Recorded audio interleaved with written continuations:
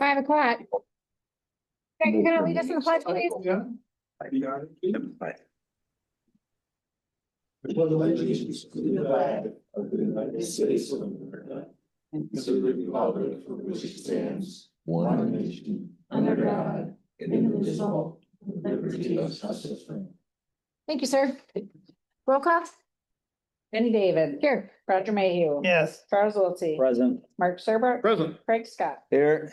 Approval of the agenda. Commissioners, any additions or corrections? Make a motion to approve. Support. Motion from Commissioner Serbrook, support from Commissioner Wiltse. Any further discussion?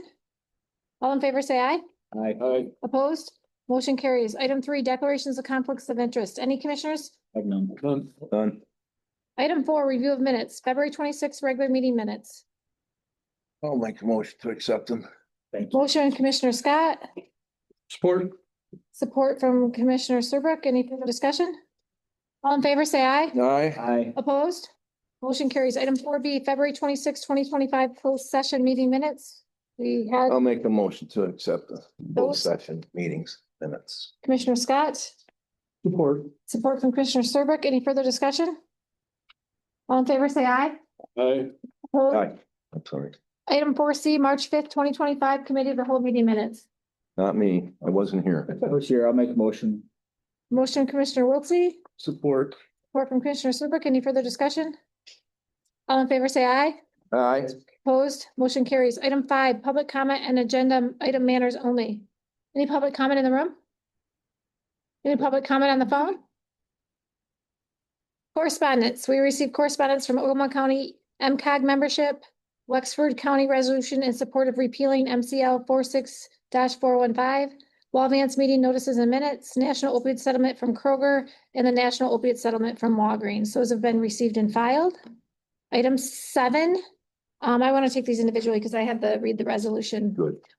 So, resolution to exempt the planning commission for preparing the capital improvement program. Someone like to make a motion and then I'll read that. I'll make the motion that we adopt the resolution that presented to us. I have it. Yeah, go ahead and take that. Yeah, I'll support this. Motion Commissioner Serbrook, support from Commissioner Scott. Whereas MCL 125-3865 of the Michigan Planning Enabling Act 33 of 2008 states a planning commission, after adoption of a master plan, shall annually prepare a capital improvements program of public structures and improvements unless the planning commission is exempt from this requirement. And whereas the planning commission has heavy workload, and whereas the planning commission has a heavy workload currently, therefore be it resolved that the Ogemaw County Board of Commissioners approves exempting the planning commission from the requirement of preparing a capital improvements program and delegates that responsibility to the Board of Commissioners working through the county administrator/controller office. We have a motion with support. Any questions about that? No, it looks in place. Thorough. Okay, all in favor, say aye. Aye. Opposed? Motion carries. Item 7B, resolution to donate items to the Ogemaw County Historical Society. I'll make the motion to approve the resolution. Support. Motion Commissioner Scott, support from Commissioner Wiltse. Any further discussion? All in favor, say aye. Aye. Aye. Opposed? Item 8A, claims, a total of $883,859.32. Motion? I'll make the motion that we pay claims. Motion Commissioner Serbrook, Yeah, I'll support. support from Commissioner Scott. You two have the floor. Commissioner Serbrook, well, I did not make it. Payroll Didn't came get action. to $420,764.01. Under appropriations, the audit was $11,210. Appropriation of District Health Department number 2, $32,397. Northern Michigan Child Assessment Center, our annual $10,000 contribution. Buildings and grounds, consumers, our electric bill for this building last month was $9,442.72. Snow removal was $4,750.42. Insurance, we paid $6,259.67 for workers' comp. Mesa Health Insurance, $83,428.72.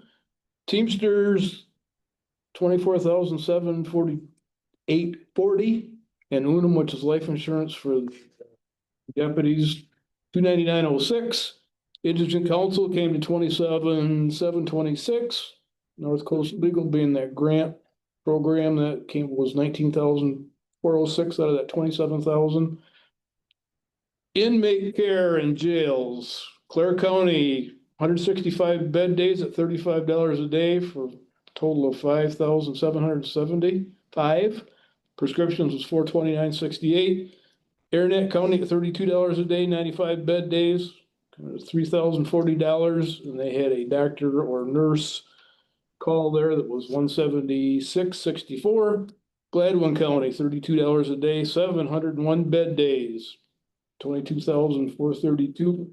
Prescriptions, $1,853.96. Doctor nurse visit, $61.65. Rancheros provided 95 meals, cost of $1,119.85. Breakfast purchases with Walmart, which was cereal and milk, $97.71. On the road patrol, they had vehicle canine equipment installation in the top of it's going to be for the canine officer, $4,065. They had a defensive training where they sent 2 officers. That was $2,794. So they will be defensive tactics instructors. And then there was the 3-day training that an officer went to, came to $612.42. Those are the highlights. Commissioner Scott? Like I say, I was missing in action and going over it, so other than seeing it on the thing, so I'm good with it. Mark's a lot more thorough than I am with it. Any questions for Commissioner Serbrook? Roll call vote. Roger Mayhew, Yes. Charles Wiltie, Yes. Mark Serbrook. Yes. Craig Scott, Yes. Jenny David. Yes. Item 9, unfinished business. Interviews for the county administrator / controller position. I've asked each one of you guys to select 2 questions. We're gonna do kind of as we did before. I'll go through and ask each interviewee the questions, and then at the very end, I will ask each one of you guys if you have anything to add.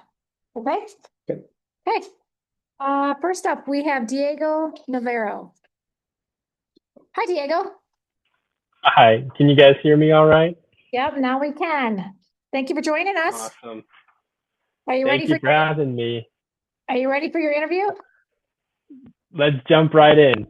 Okay, so I'm gonna move forward with the questions. While we had the opportunity to review your resume, our audience has not. Would you briefly review your background, what interests you about the administrator / controller position, and how it fits into your long-term career goals? Yeah. So I guess to start off with the front part of that question, as far as my background goes, I am new sort of to the state of Michigan, but I received my bachelor's degree in political science studying in Idaho. As I kind of went along through my degree, I had some courses overlapped with public administration, and that's kind of what I gravitated towards, state and local government, public administration theory. And I was a little too far along my degree to switch gears ultimately to public administration. As of right now, I just started my master's degree in public administration through NMU in Marquette. Luckily, it is all online, so I don't have to spend my winters in the UP. So that's kind of where I found my passion. Just to confirm that was what I was interested in, I did an internship with the County of Grand Traverse, and with the department, that's kind of where I was one of the. We're struggling hearing you. You're coming in and out. Oh, Your can microphone. you all right? There you go. Okay. Yeah. So as an intern at the administration department with Grand Traverse, that's kind of where I had my, I guess, I got my feet wet, sort of speak, with county administration. And that's where I realized this is what I want to do. So after that internship ended, I pivoted to try to find something in local municipality. And for the last year and a half, I have been working in a small village. Not sure if you guys have heard of it. It's called Beulah. It's in Benzie County. And my position there has been village treasurer. So that's kind of given me a pretty strong foundation of finances and just how budgets and finances operate. Obviously, I understand that in a county, it's different for sure. There's a lot more departments and related finances. But I do think that ultimately, bottom line, that is going to help a lot. And then to kind of answer your second part, as far as future goals and terms, I am finishing that master's degree. I still have about 2 years. I'm taking it nice and slowly, one course at a time, so it shouldn't interfere too much professionally. And this is exactly the experience, and I look forward to. That's kind of where I'm gearing my academic. I think we're still struggling a bit with your microphone. Can you reach out to Tom? Yeah. Tom, is this something on his end or our end? I don't know Ask if his internet connection's poor or his microphone's messing up. Can you guys hear me now? Yeah, now we can. Okay. I just took out my headphones and hopefully that works better. Okay. I understand you're on a mission trip currently. That's why you're not able to be here in person. Is that correct? So I'm on, I do apologize. I wish I could be there in person, and I know there's challenges with technology, and that is the worst. But yeah, so I'm just visiting family. I'm from San Diego originally, and I am in California right now. So it's more of a leisure trip, I'll say that. Nice.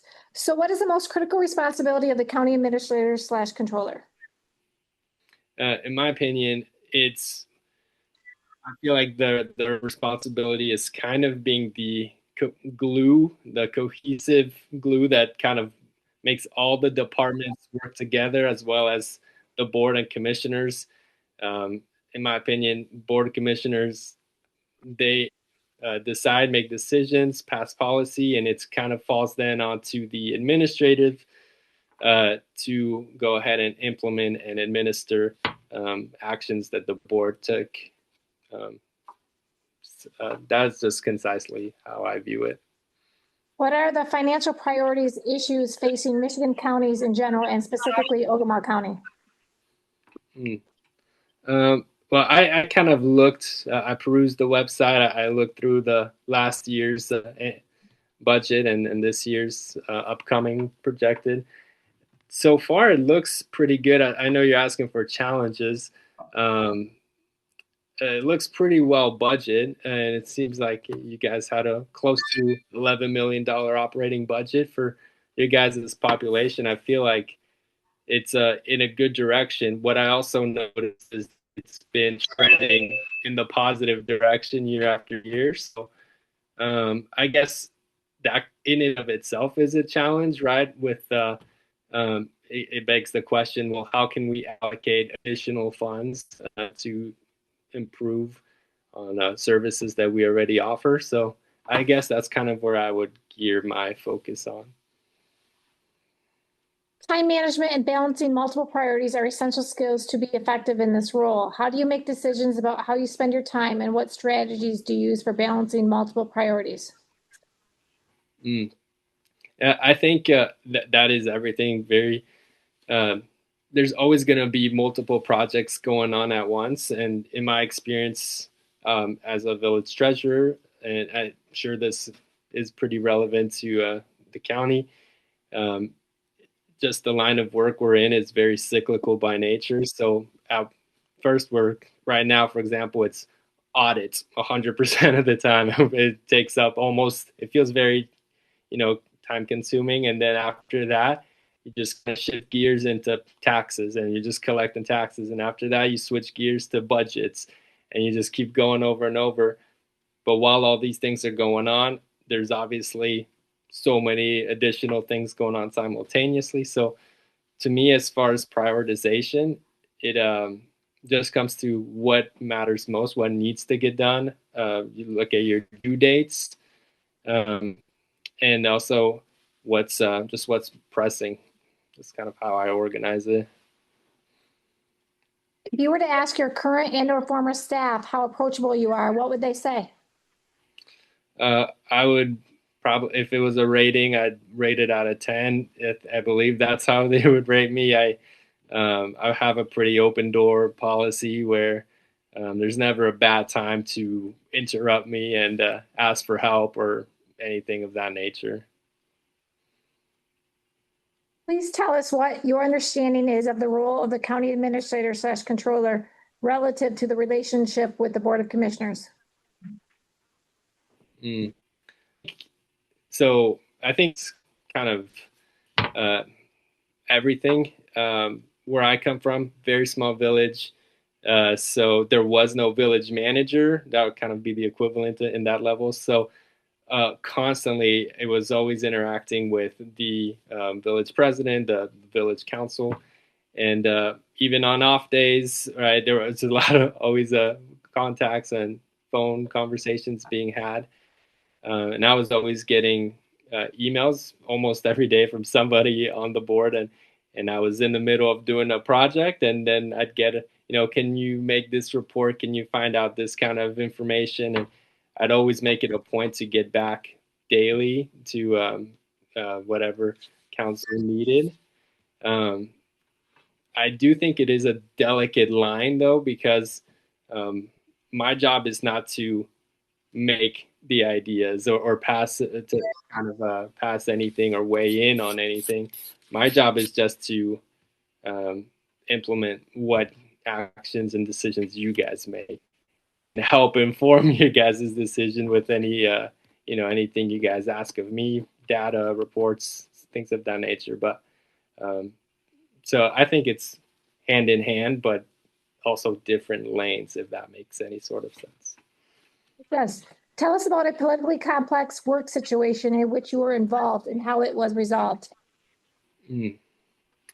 Let's see. Okay. Well, right off the bat, we use BSNA for all of our softwares. And one of the first things, one thing that was missing in our little village is the capabilities of receiving payments digitally, electronically. It was very old school, check in the mail, or there's a little drop box, and that was it, right? And that was for taxes, for anything. And there was a lot of complaints that were stacking up from our constituents. And I talked to BSNA, and I was just trying to figure out how we can work around it. We had, at that point, when I started, I think we had BSNA for about 5 years before starting. And so I was reaching out to them, contacted with them, and they kind of shared with me how we can move forward with that. So I brought it to the board's attention. I presented them with agreements with the plans that BSNA gave me, and board made a decision. We moved forward, and then now, for the last 6-7 months or so, our residents are able to make online payments, whether it's utility, taxes. This helps a lot because a lot of them are out of town in the winter and whatnot. So I've gotten a lot of positive feedback, and it's something so simple that I think could have been done, initially years when they first received BSNA, but just took making a few phone calls, right? Describe the experience you have had in disciplining and or dismissing an employee. Please tell us about a time when you had to give feedback to an employee who displayed a lack of professionalism in their duties. I guess, again, just going back to my experience, small village, there was only 2 of us in the office, me as the village treasurer, and then there was the village clerk. And although I was only there for a year and a half, in the grand scheme of things, it shouldn't be that long. But I was the first village. I was the first person appointed as treasurer. Before that, the treasurer and clerk were all elected positions. So during my time there, turns out we had about 5 different clerks that came in and out during the year and a half period. And most of the clerks that came in did not have any municipal background. So it's not really, I guess, discipline in that sort of sense, but a lot of times it was always training, a lot of training and a lot of trial and error and mistakes. That is, I mean, my philosophy, and maybe it's not good to reveal this, but I think if you're not making mistakes, you're just not learning. So that's kind of how I explained it to them, and take it nice and slow. And I found myself doing a lot of getting very familiar with the clerk's duties and responsibilities as well. But yeah, so I think as far as mistakes being made, I just find that as a opportunity to learn and improve. But sometimes you also do need to make corrections. Don't let me pretend like it's all swept under the rug. So Please tell us what you perceive to be the primary duties of a controller and how you would balance those responsibilities with administrator duties. I think when I think of the controller aspect of this position, I think of finances. I think of budgets, audits. So as far as those responsibilities, the way I view it is, given this position, I would like to meet with every department and break down the budget so I could understand exactly what what is being accounted for in the budgets for each department. Um, I think it does differ from the administrator position. That to me is almost everything else, right? So I think that's communication, that's management. I think kind of everything else falls in that umbrella. That is my interpretation of that.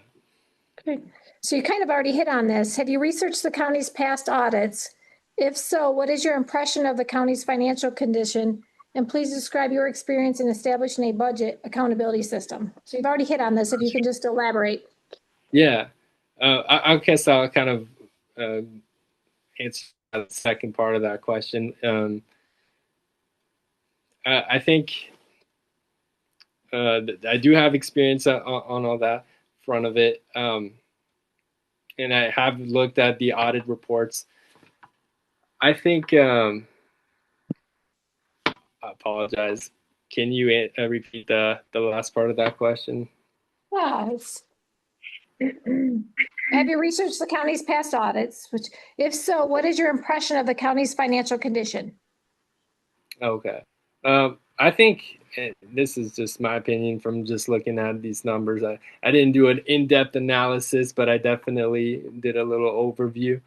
I think it's all trending in the right direction. There's a few departments that I just lack experience with.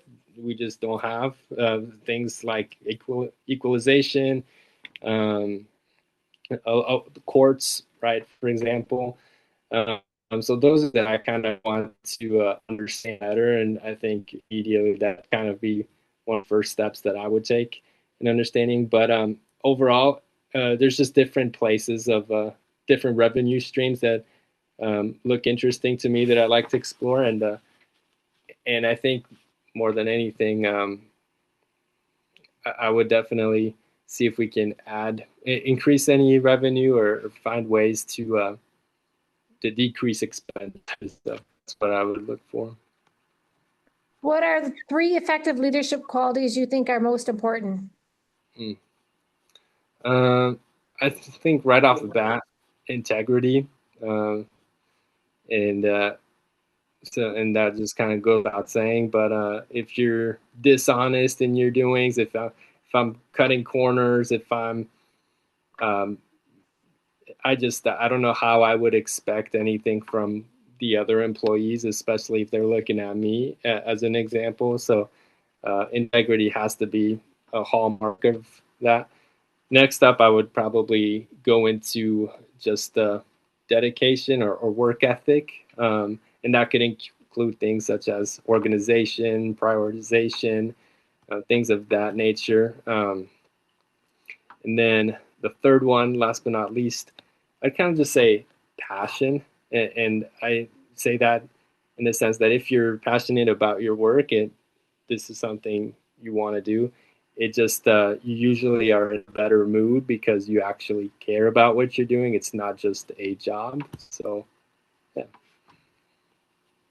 Please tell us about one or two of your proudest professional accomplishments. Let's see. I'll definitely go with, so one of them, whenever I can save the village money, that's always a good sign. So there's we have two different accounts. One's a state savings account, and then we have a Michigan class account. And so I realized there was way too much money saving in our state savings checking account.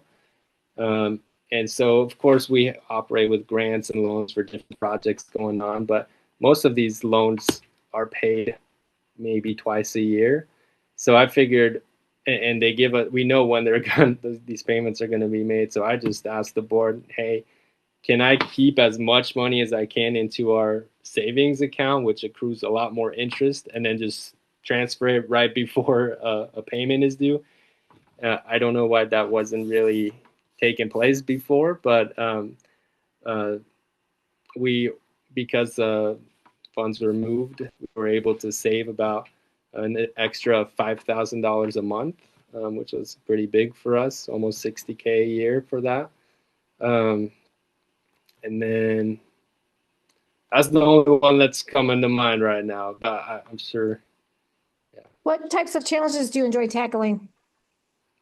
I definitely, ones that I can grow the most from. So kind of the ones, it might sound crazy, but the ones that I might have least experience in, that's kind of where I like to thrive or think that I thrive. So yeah, I just, I like to learn, so. Commissioners, I'm going to open up the floor to you guys. Commissioner Serbrook, do you have any questions? Do not. Commissioner Mayhew, Commissioner Scott. In a meeting, how do you take, are you a note taker? Yeah, absolutely. So I'm kind of an old school guy, even though I am young. I am an old school guy in the sense that I got a paper pad and a pen, and then from there, it might just be enough that you guys might think that it's crazy. Then I go and digitize it. But I feel like I can write faster and take more notes, organize myself that way. Commissioner Wiltie. No, I'm on that.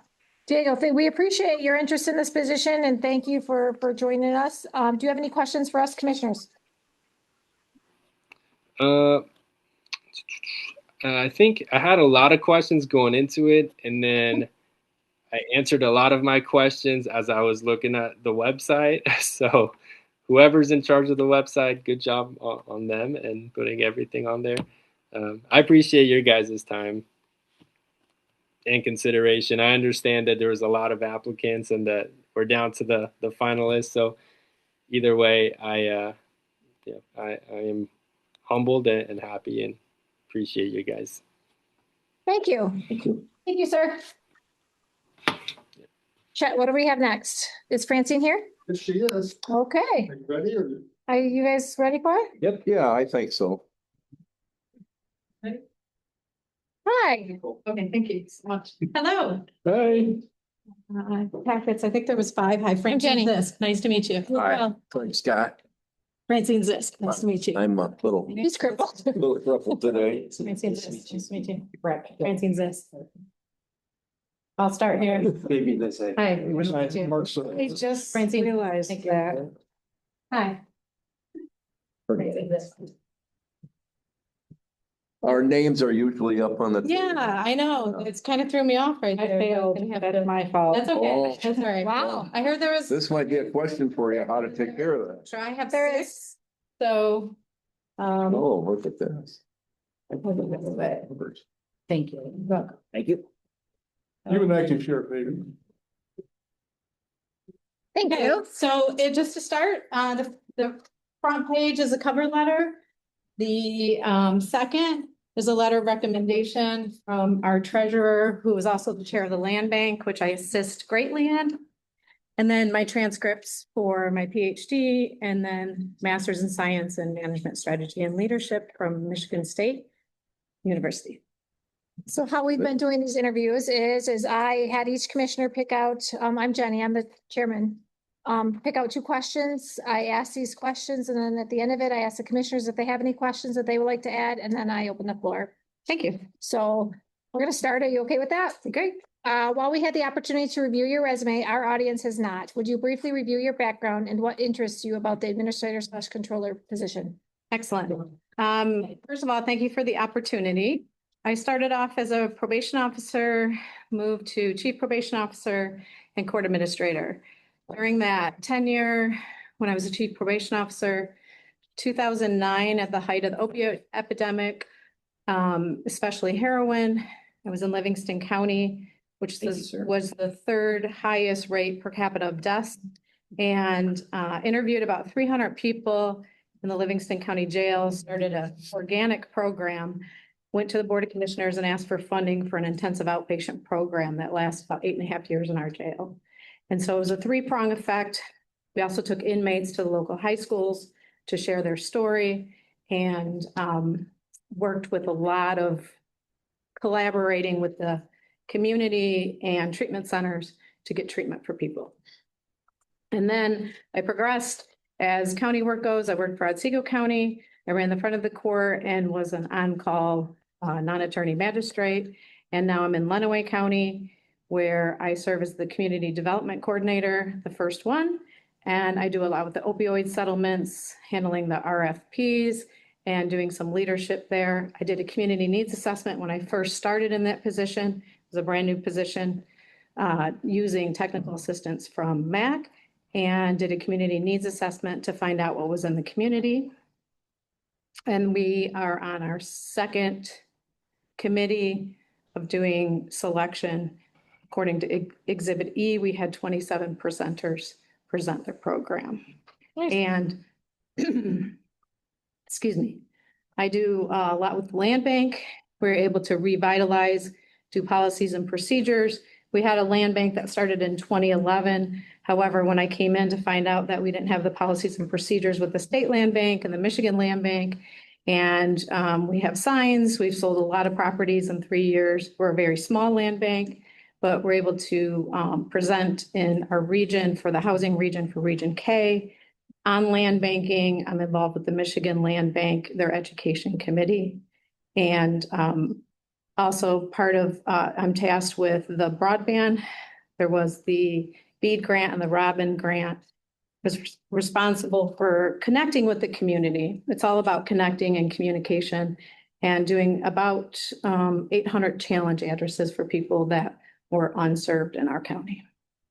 What is the most critical responsibility of the county administrator/controller? Transparency, communication, with as they serve to the pleasure of the board. They have to balance all departments, but communicating within those departments is very crucial, with talking about budget, personnel, all of the things that are crucial for them. What are the financial priorities issues facing Michigan counties in general and specifically Ogemaw County? Decrease of funding, housing issues, decrease of housing issues, funding specifically for housing. It seems like every day there's a decrease, and I'll just use the broadband, for example, that ISPs were ready to sign on. Counties were giving their support. And then the MyHigh office said, we don't know what's going on with the federal government because monies are coming down. So it's getting smaller and smaller and smaller. So it's really an unknown. And it's making sure that you have that balance and that reserve for your budget because it may be taken away at any time of what you're getting and other resources. Time management and balancing multiple priorities are essential skills to be effective in this role. How do you make decisions about how you spend your time and what strategies do you use for balancing the multiple priorities? So in the last 3 years, I worked in this position full-time, taught many classes a semester and did all my 94 credits of my coursework and a dissertation. So balancing time is crucial to me. As a leader, balancing time, you always have to go with what is the fire you have to put out first? What is the essential need that has to do? What deadlines do you have to do first? And you have to prioritize them by risk, right? Financial is something crucial that you have to deal with a personnel matter exactly right now. And then you prioritize when you're meeting again, budgets, you make that, there's always a known prioritize that you have to do monthly, but things are going to come up every day that are different. And so how do you prioritize that and finish it when it needs to get done? If you were to ask your current and or former staff how approachable you are, what would they say? I'm an open door. I'm always approachable. I always have been my entire career. I believe in transparency and I believe that you can come in and sit down and talk whatever's happening for the day. Please tell us what your understanding is of the role of the county administrator/controller relative to the relationship with the Board of Commissioners. The position serves at the pleasure of the Board of Commissioners. The administrator controller has communication with all the departments and comes back and is transparent and communicates to the Board of Commissioners for that and works at direction. The Board of Commissioners sets the policies and the administrator runs the day-to-day operations. Tell us about a politically complex work situation in which you were involved and how it was resolved. I was in Livingston County. I worked for an elected official who was removed from the bench. That caused a lot of chaos in the court. And just being transparent and talking to staff of how to handle things and not to have any political affiliation, not to talk about it with anyone outside of it, and have constant communication with the then chief judge and the county administrator. Describe the experience you have had in disciplining and or dismissing an employee. Please tell us about a time when you had to give feedback to an employee who displayed a lack of professionalism in their duties. I like to have supervisions, I guess that you would call. So when you have to talk to an employee about something that's not happening to the best of their ability, and if they're unprofessional, I let the employee give their version of what happened first and try to ask if they could have handled it any different. And everything has to be documented to that. I had a long-term employee who got many complaints of unprofessional at the window, working the window in the court every day. And so I went to observe and brought her in and worked through that and talked about that and set a performance improvement plan. And with that, sent her to another court to get some observation from other people and worked with it to do that. Please tell us what you perceive to be the primary duties of a controller and how you would balance those responsibilities with the administrator duties. As a controller, you have to manage the budget to know what's coming in, coming out, what to foresee, what's going to happen. Possibly software changes that are coming down. Just talking with some issues with trying to do a dashboard for our land bank. We were dealing with BSNA that was going to be a 3 years out, that was going to change with the balance. So kind of looking at what not only is going to happen is happening on the daily budget, but constantly looking what's going to be a year ahead, 2 years ahead, and 3 years ahead. And so balancing that with what is important as the administrator position in the county. You have to visit a lot of departments and have that communication, but it is always going to be a balance of the day of what's going to be the priority today without not missing out of setting a strategic plan of looking a year, 2 or 3 years down the road. Have you researched the county's past audits? I have not. Okay. What are the 3 effective leadership qualities you think are the most important? I live by integrity, communication, and transparency. Have you demonstrated these qualities in your past or current position? I have every day. Please tell us about 1 or 2 of your proudest professional accomplishments. What types of challenges do you enjoy tackling? It's kind of a dude. Okay, first part.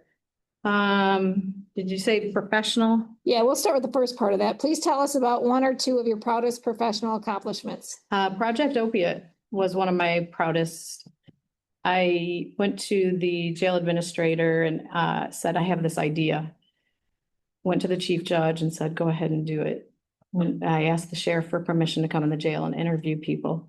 Took 6 months of doing it on my own time at 8, 9 o'clock at night. Interviewing people, finding 3 consistent patterns, and then presenting to the Board of Commissioners to get funding, and then coming into the Board of Commissioners every single year to show data on how those results were. And I knew that was a big ask because it was during a recession as well to give that money. But in the 8.5 years that program lasted, it was excellent with the collaboration with the community. That was one professional thing that I very proud of. What types of challenges do you enjoy tackling? Any. I say that I have enjoyed many positions within county. I respect county government very much. And when I see that it is a task or a challenge, I like to look at all the alternatives for the most fiscal responsibility and how to get there. And I've been able to succeed and grow professionally with that. Is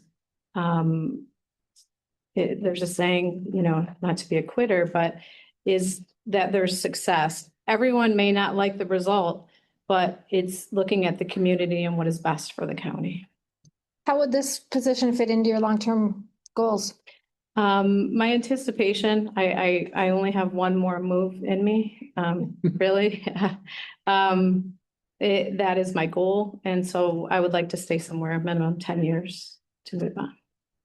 Questions, commissioners, Commissioner Serbrook. I don't really have a question, but I just have a comment. Your project opioid, imagine what you could do with the opioid funds we're getting now. Yeah, it's a really exciting. I never thought I was going to be back in that realm. Right.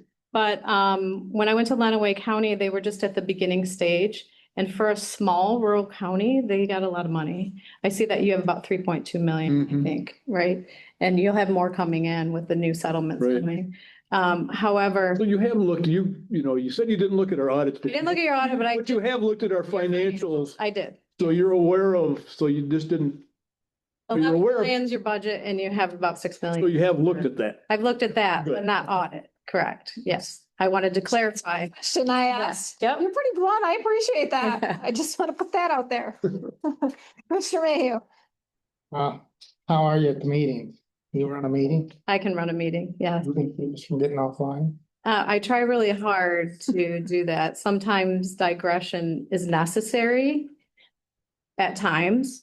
However, that you have to set that timer to group back.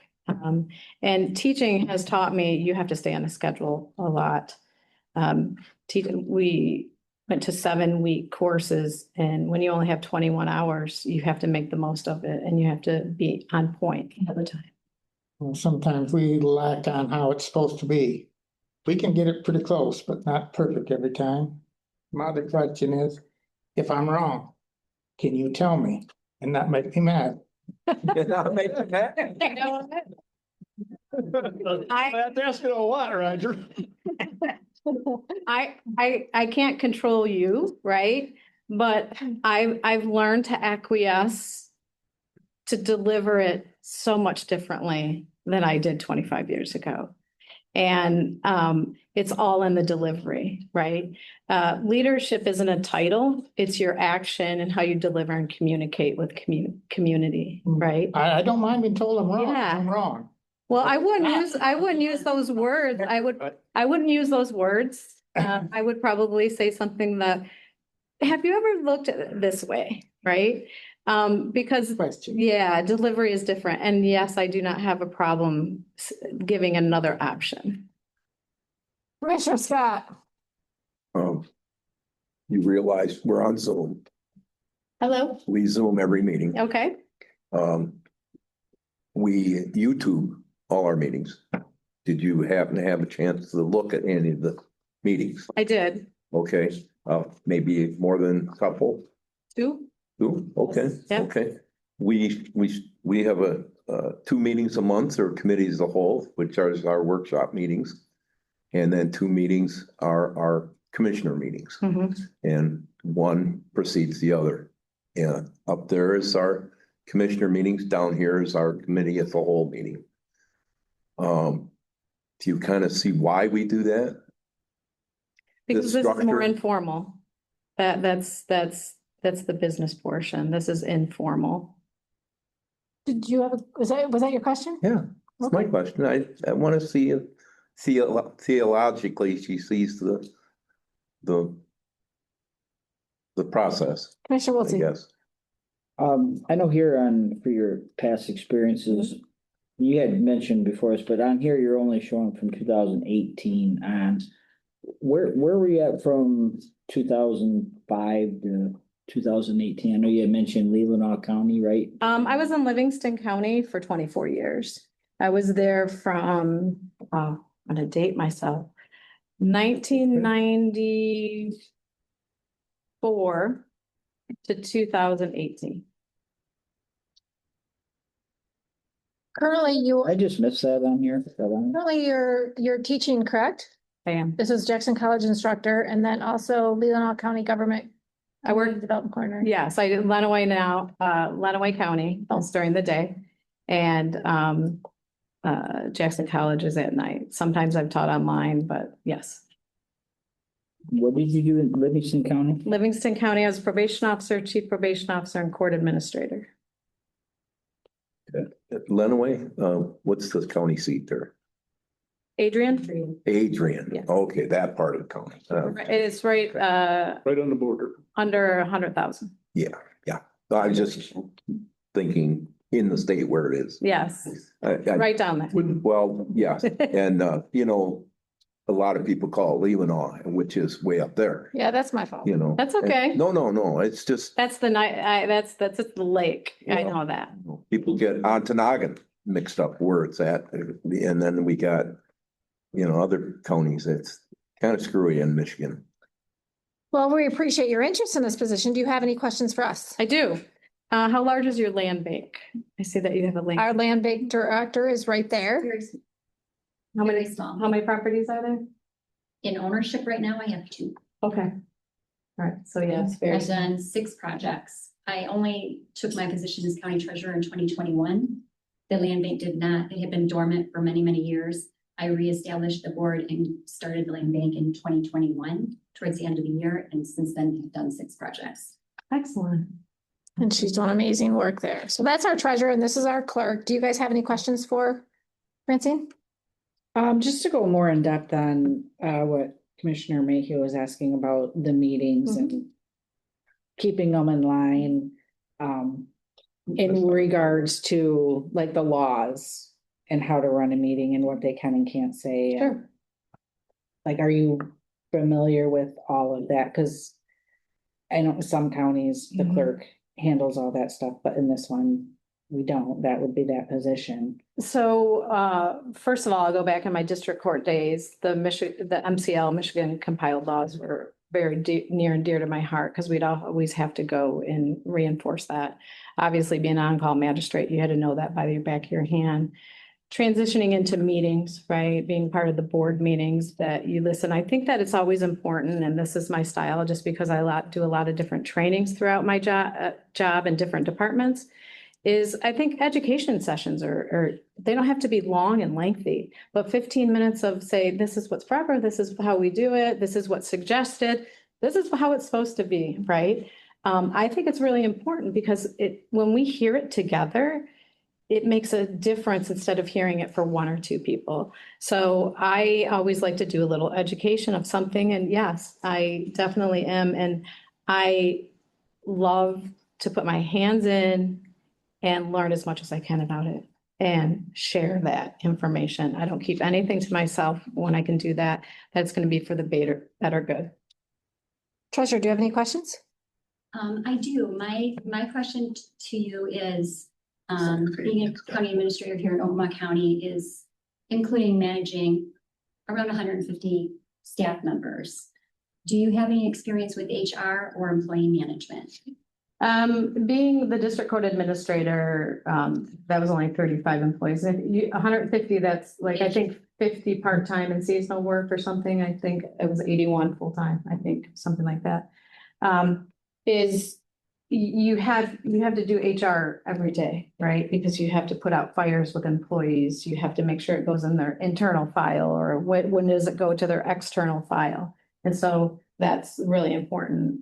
Ironically, I also teach human resource management in business school at Jackson College. So I learned a lot through my master's with being in management strategy and leadership, things that I wish I would have known 25 years ago with the strategy portion, learning a lot how to manage people, because you have to know how to manage yourself before you can go outward. Thank you. You're welcome. Fabian, do you have any questions? I have a question. I really wasn't done yet. Oh, I'm sorry. Go ahead, Commissioner. You're fine. So you're obviously very seasoned and I can tell you're very intelligent. I just not seen a lot of financial experience. Mhm. Do you have any of these jobs that you've had? Add more to that part of. The most of that would be as a district court administrator. District court administration in Livingston County, the budget back then was just under $6 million.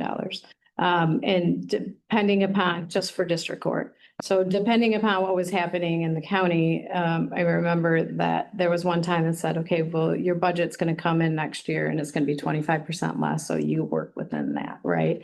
And knowing how to acquiesce and do that. So trying to manage that and trying to manage what happens if you don't have income or revenue coming in district court, because it's high volume. In balancing that. So that's where my finance experience comes in. Anything else, Commissioner Wiltie? No, thank you. Thank you. Thank you for your time. Thank you very much. It was a pleasure. Thank you. Thank you. Thank you very much. Thank you. Thank you. Man, we have one final applicant. It's a seventh inning stretch. Yeah, you have to pass. What time is she? 6:20. Oh, so we can continue on our meeting. Enjoy. Thank you. Well, We need to take. yeah, Roger stepping out. Roger looks like he was a little bit of pain. Yeah. Break.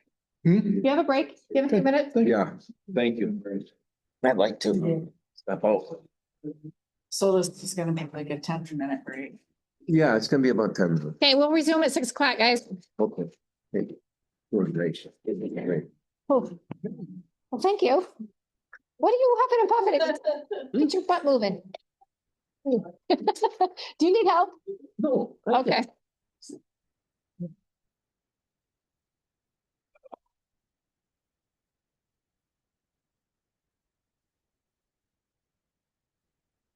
Rinsing here? Oh, this is great.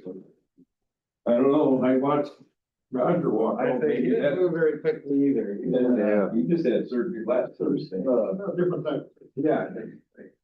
Did you have a knee or? I had a hip, yeah.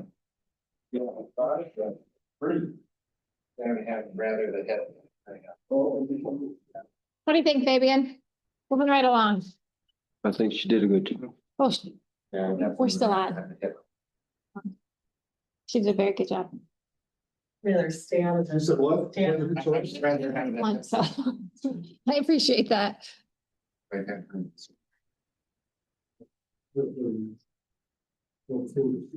Are we going into, Yeah. Yeah. we don't have a session on here.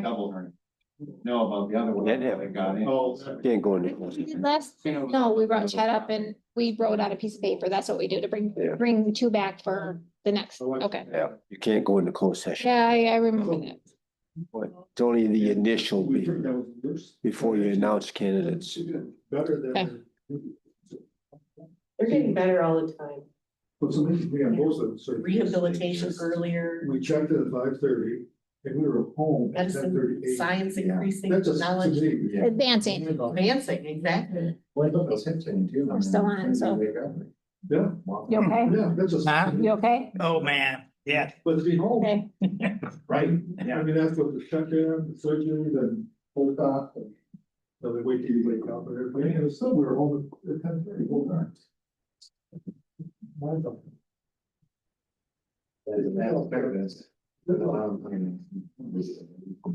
Yeah. Keep the right along. 40, 50, yeah, and maybe, it's quick. There'll be something that goes down. Yeah. It's pretty common there. We go. Well, it's gonna get worse too, because I think, well, a lot of people, I'll be surprised with. Oh, yeah. So now. Yeah, you're right. High school, John's, right? Yeah, playing all year round, that's why I think about it. We gotta put it out there. Like the one. Is your wife still in Florida? No, she came back, last week, She, About 3 days. back for my birthday. nice. My son played soccer. Here to stay or is she going back? No, she's here to stay. Their knees, they say, oh. Oh, she was complaining yesterday, because I guess it was snowing pretty hard in Ludington last night. They get ice? No, just snow. How much they get? I don't know how much, but She was ready to go back to Florida? yeah, she was ready to go. Yeah, she was raised in Florida, so, Was she? yeah. You pulled her to Michigan, eh? Yeah, Ugh. the only reason she's here And I'm sure she's reminding you of that. every year, every Only year. once a year? What's that? Only once a year? Yeah. After we're done here, Chet, with this final interview, then you wanna gather like we did last time and, okay. You can have a dialogue, or we can do the straw ballot. The informal poll to see where you're at. Okay. And then talk about next steps. Did you see tomorrow we're meeting at 11? Yes. I did. You were happy about that, weren't you? I'm good with it. Good, how are you? Good. And hopefully it doesn't go as long as the last one, because Excited. I do have 1:15 that I have to. It can, I have some hospice work to do and I'm hoping an hour. I mean, we've met enough, so. We took and we went through an Kind of awful be- lot, so I think it's just down to, There's 3 minor things and then the one big thing. yeah. But I asked for that to be put on the committee of the whole, which you and I will go to that tomorrow, the committee, or, Okay, that's fine, yeah. is that okay? Yeah. Cause it's time to come to the board, that's our final decision. Yeah. So at this point, I have a lot of things, so you'll have to We need to eliminate some, decide which ones you want to push back. prioritize. That's. Ryan, tomorrow we have our first blight advisory committee for Mills Township. Oh, yeah, Steve was in today, he was talking about. Pretty excited about that. I think that's gonna be pretty cool. We got a lady over there, Janet Smith. She's already talked with like Woodmar Prescott and worked with, I think Ogemaw Heights, try to get some high school kids involved and I think it could be pretty cool. More the merrier.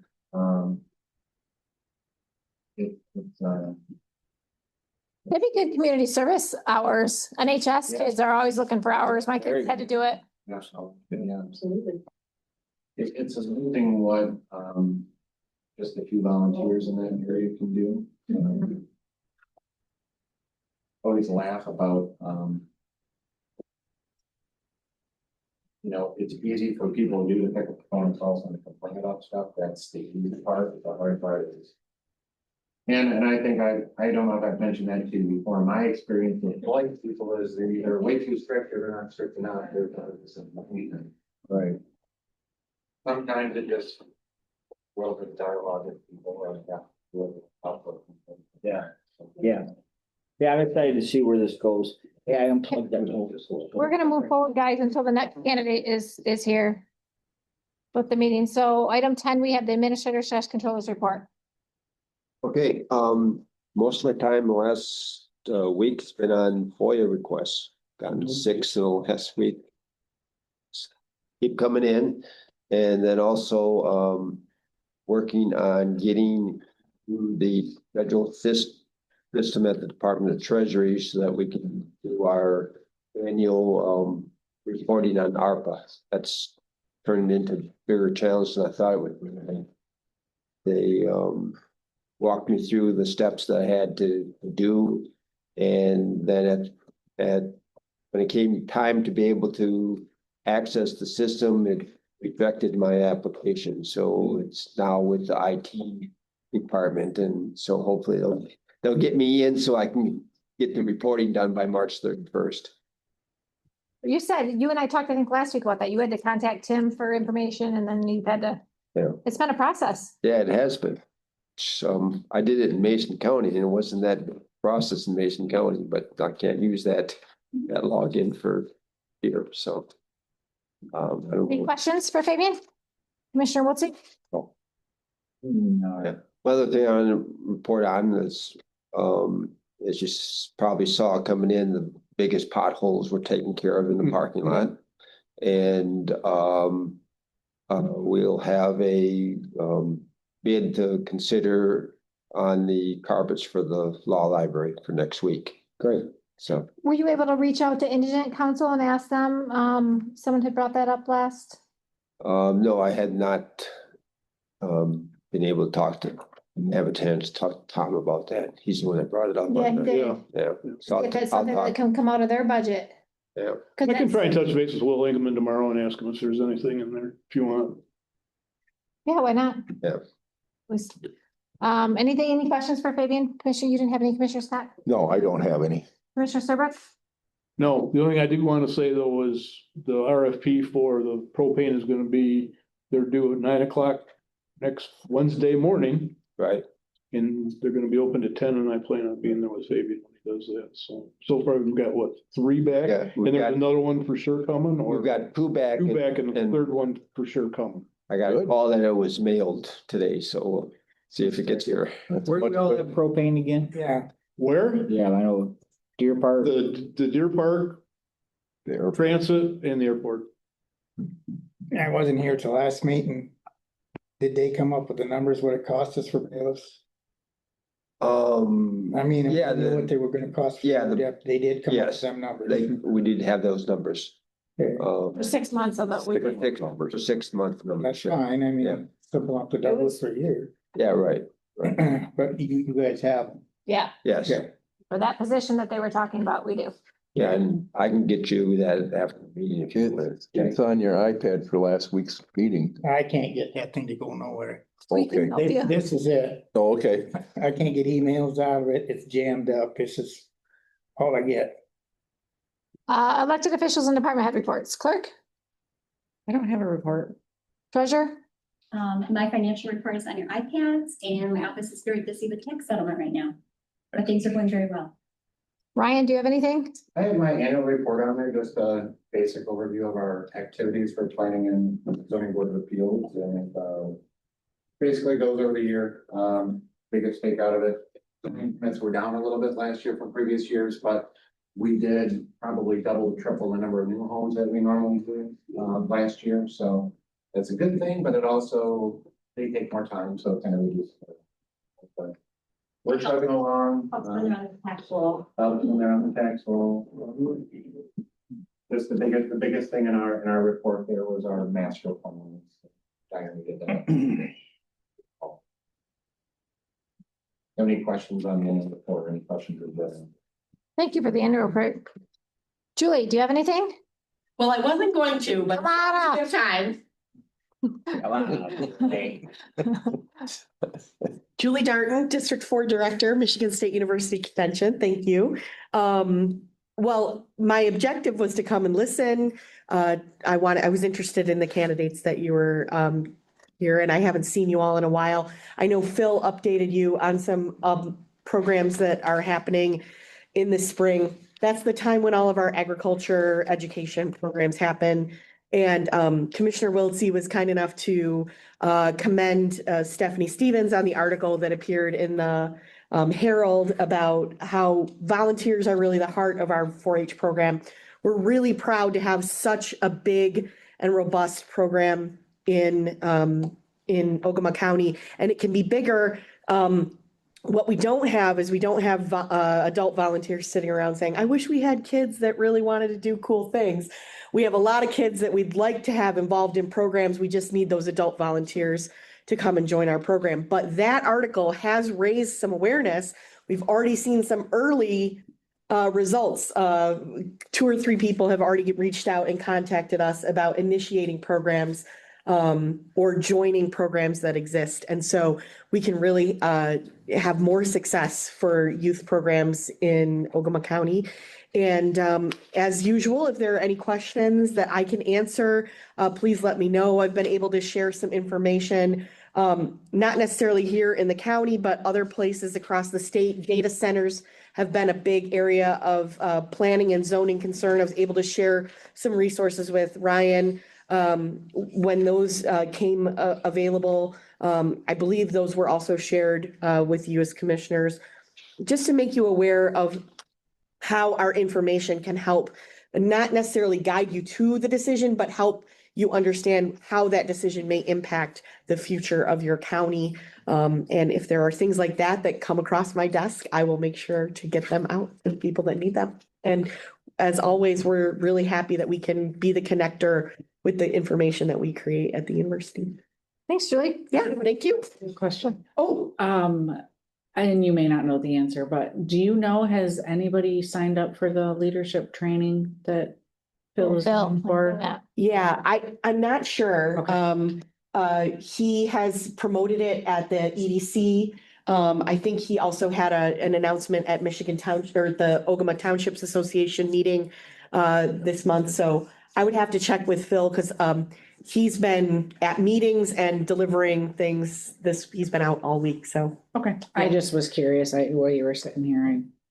yeah. Can I add to that quick?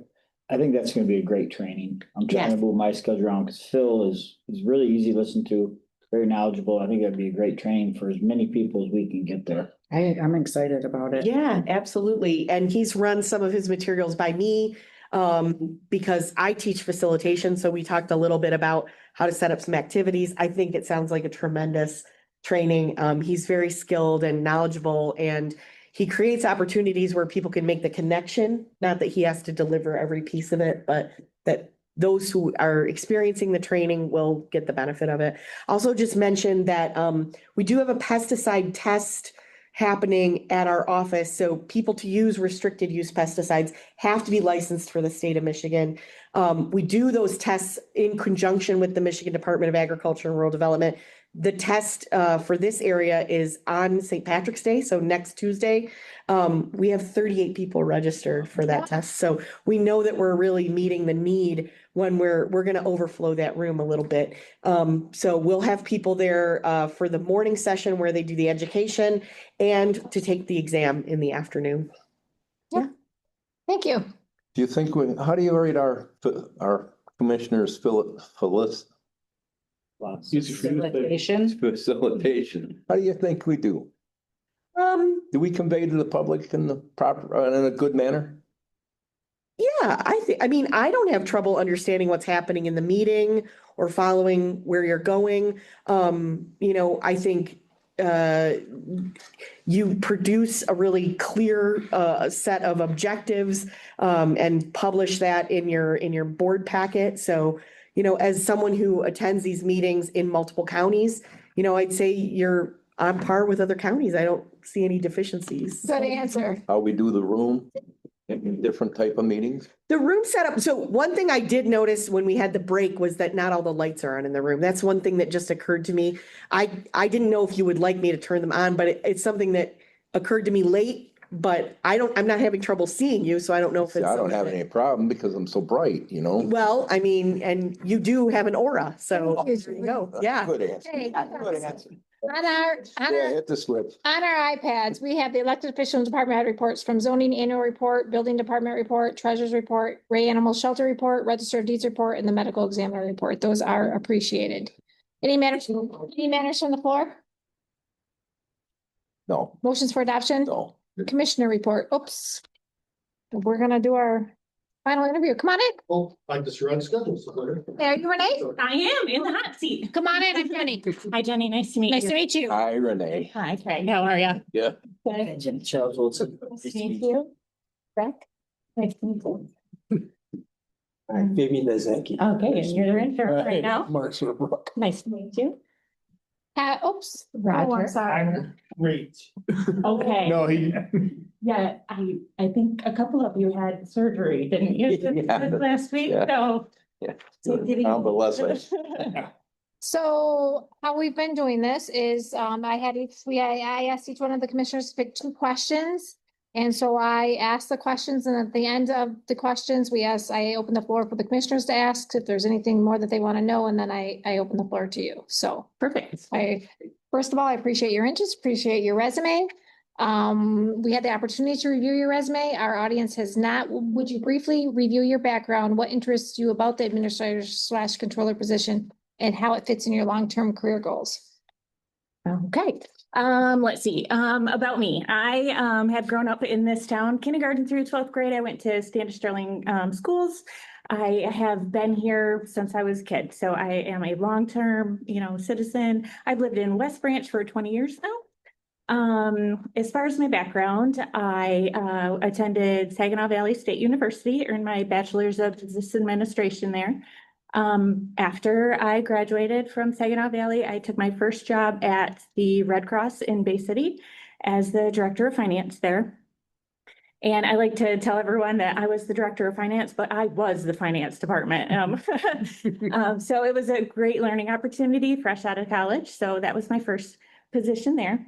After that was a short-term 3-year position, which I knew when I took that position. Each Shoreline chapter was actually going to consolidate with the Flint chapter. So I knew that it was a short-term position. And around the end of 2.5 years or so, I saw that there was a position at Leland Home Healthcare in West Branch here. It was for an accounting assistant, which was kind of a little bit of a step down, but it brought me back home to where I was living instead of working in Bay City. And so I decided to take a chance on it.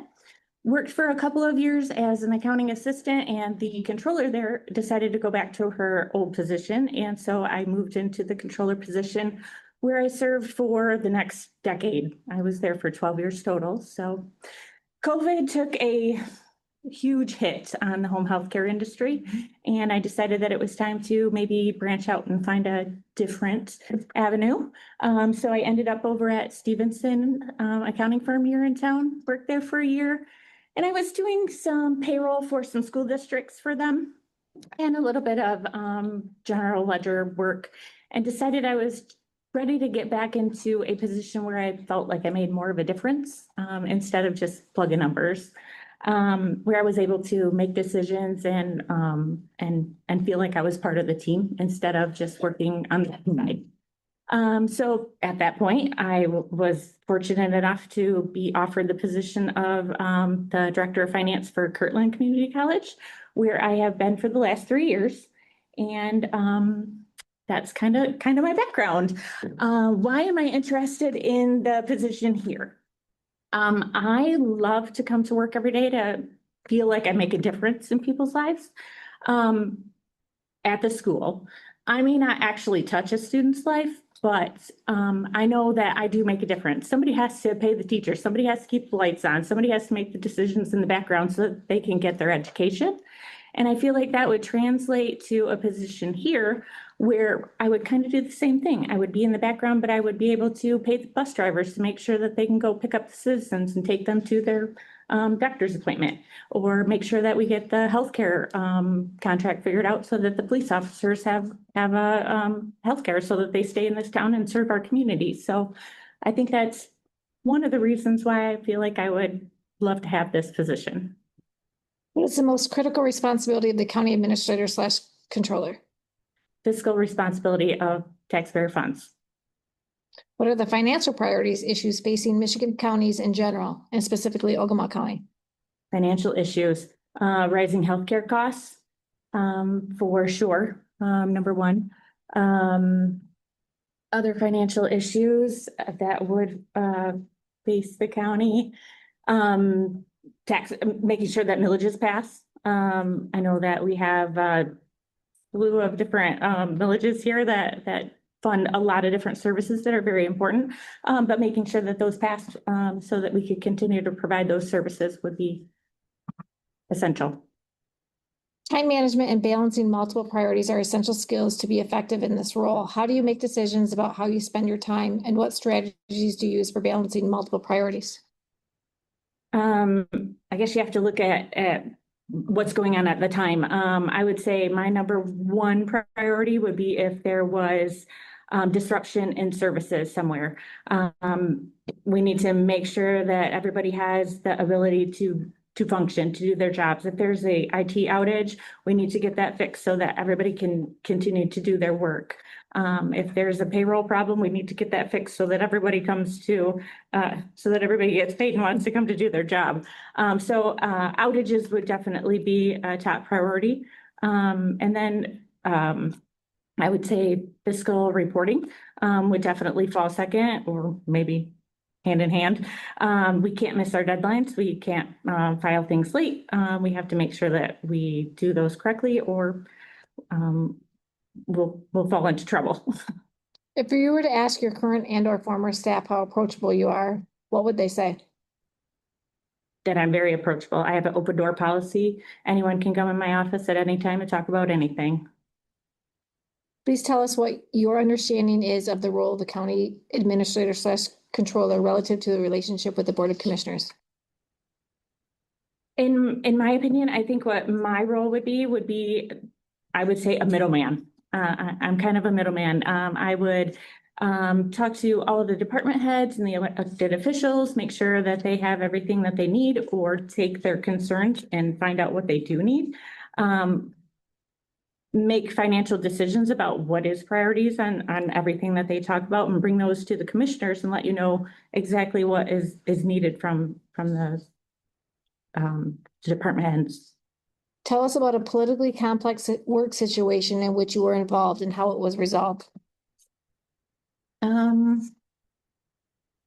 Politically complex. I'll go with Perkins funding. Just recently, honestly, myself and the Dean of Occupational Services had a conference with a couple of different departments at Kirtland who felt that they were slighted on their portion of the Perkins funding that they were receiving, specifically nursing and automotive. You had to have a discussion about all of the funding needs to benefit the college as a whole. And if there's certain other funding that can help out one department, that they need to use that funding. And then there's other funding that can be spent on other areas. So I guess it's making sure that everybody understands that there's just a finite amount of money and we're trying to do the best thing that we can for each and every department. Describe the experience you have had in disciplining and or dismissing an employee. Please tell us about a time when you had to give feedback to an employee who displayed a lack of professionalism in their duties. I had an awful time when I had to terminate an employee. It honestly was a funding issue. It wasn't a performance issue on that particular problem. There wasn't enough funding to be able to keep on 4 nurses. And this particular nurse happened to have had a miscarriage the week prior. And that is one awful feeling, to have to let someone go when they are down. But you honestly have to take the approach that this isn't personal, that this had to be done for financial reasons. And although it is heartbreaking, it still needed to happen. And just handle it with care and make sure that they understand that it wasn't personal. Please tell us what you perceive to be the primary duties of a controller and how you would balance those responsibilities with the administrator duties. Primary responsibilities of a controller is to make sure that the financial statements are in proper order, that all funding is spent within guidelines, that the commissioners are kept up to date on all financial issues.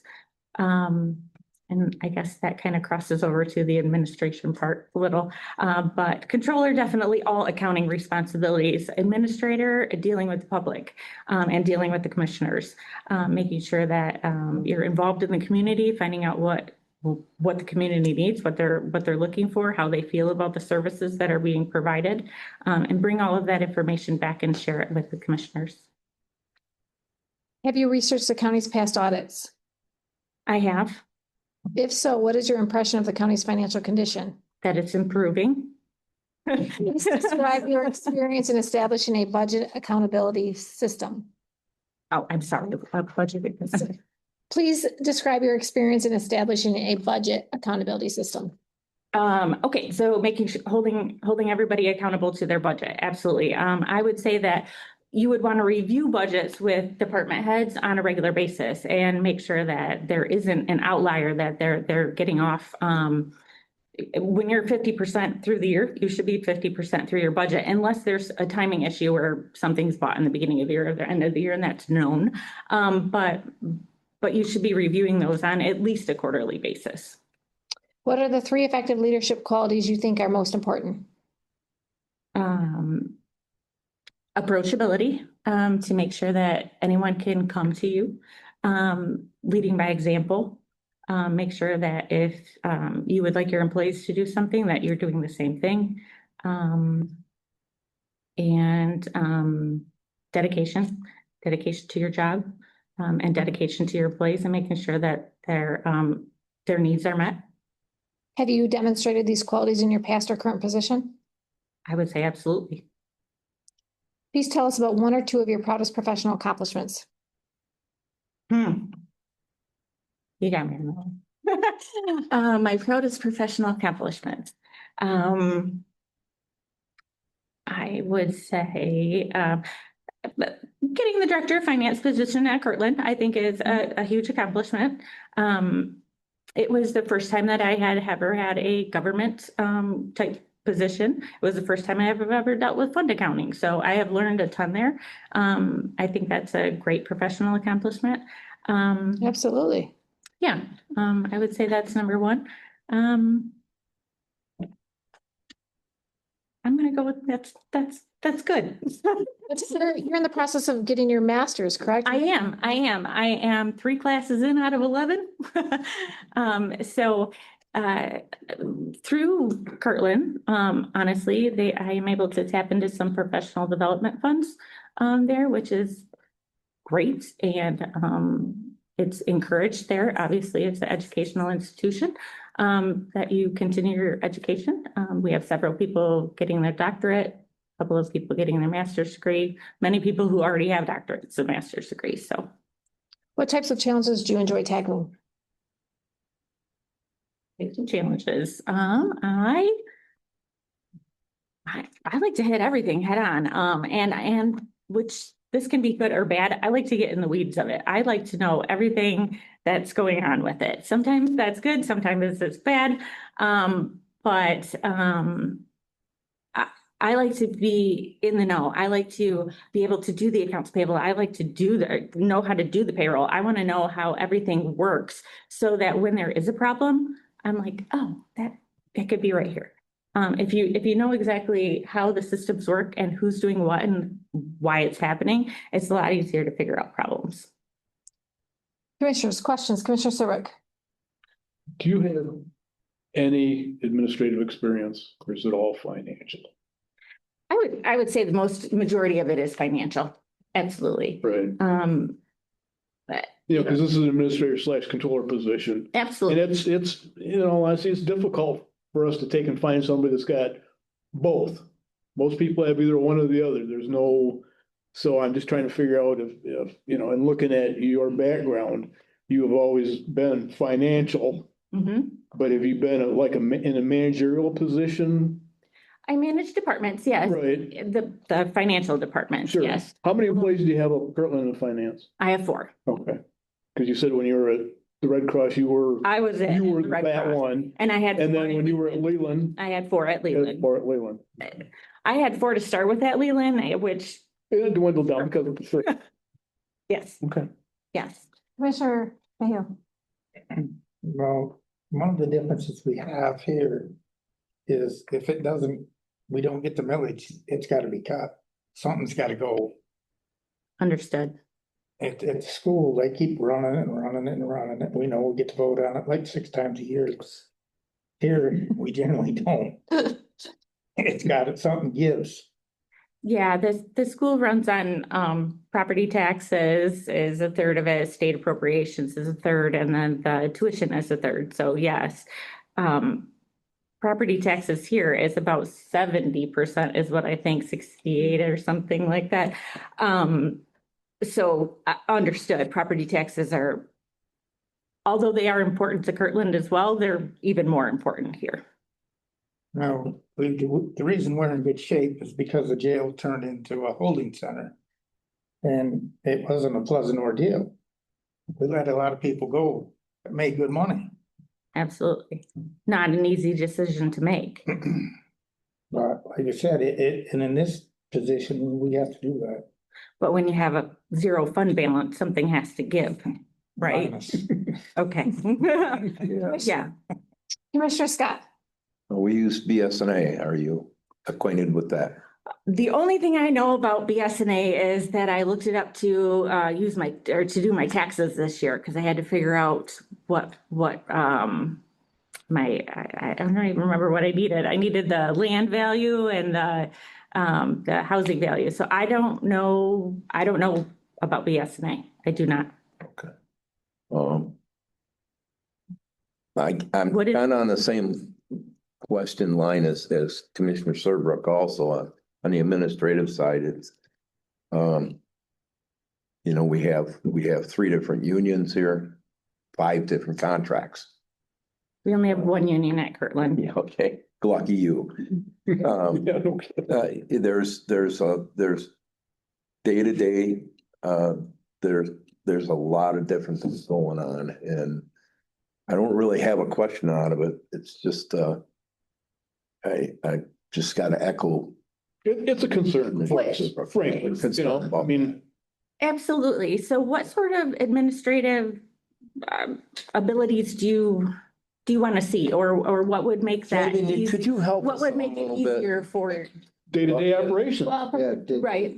Being able to communicate with different departments, understanding the difference between having somebody work for you or working with elected officials who you have a lot of responsibility related to them, but you're not their boss. And being able to understand that skill set and know where your parameters are and where you can go and where you have no jurisdiction.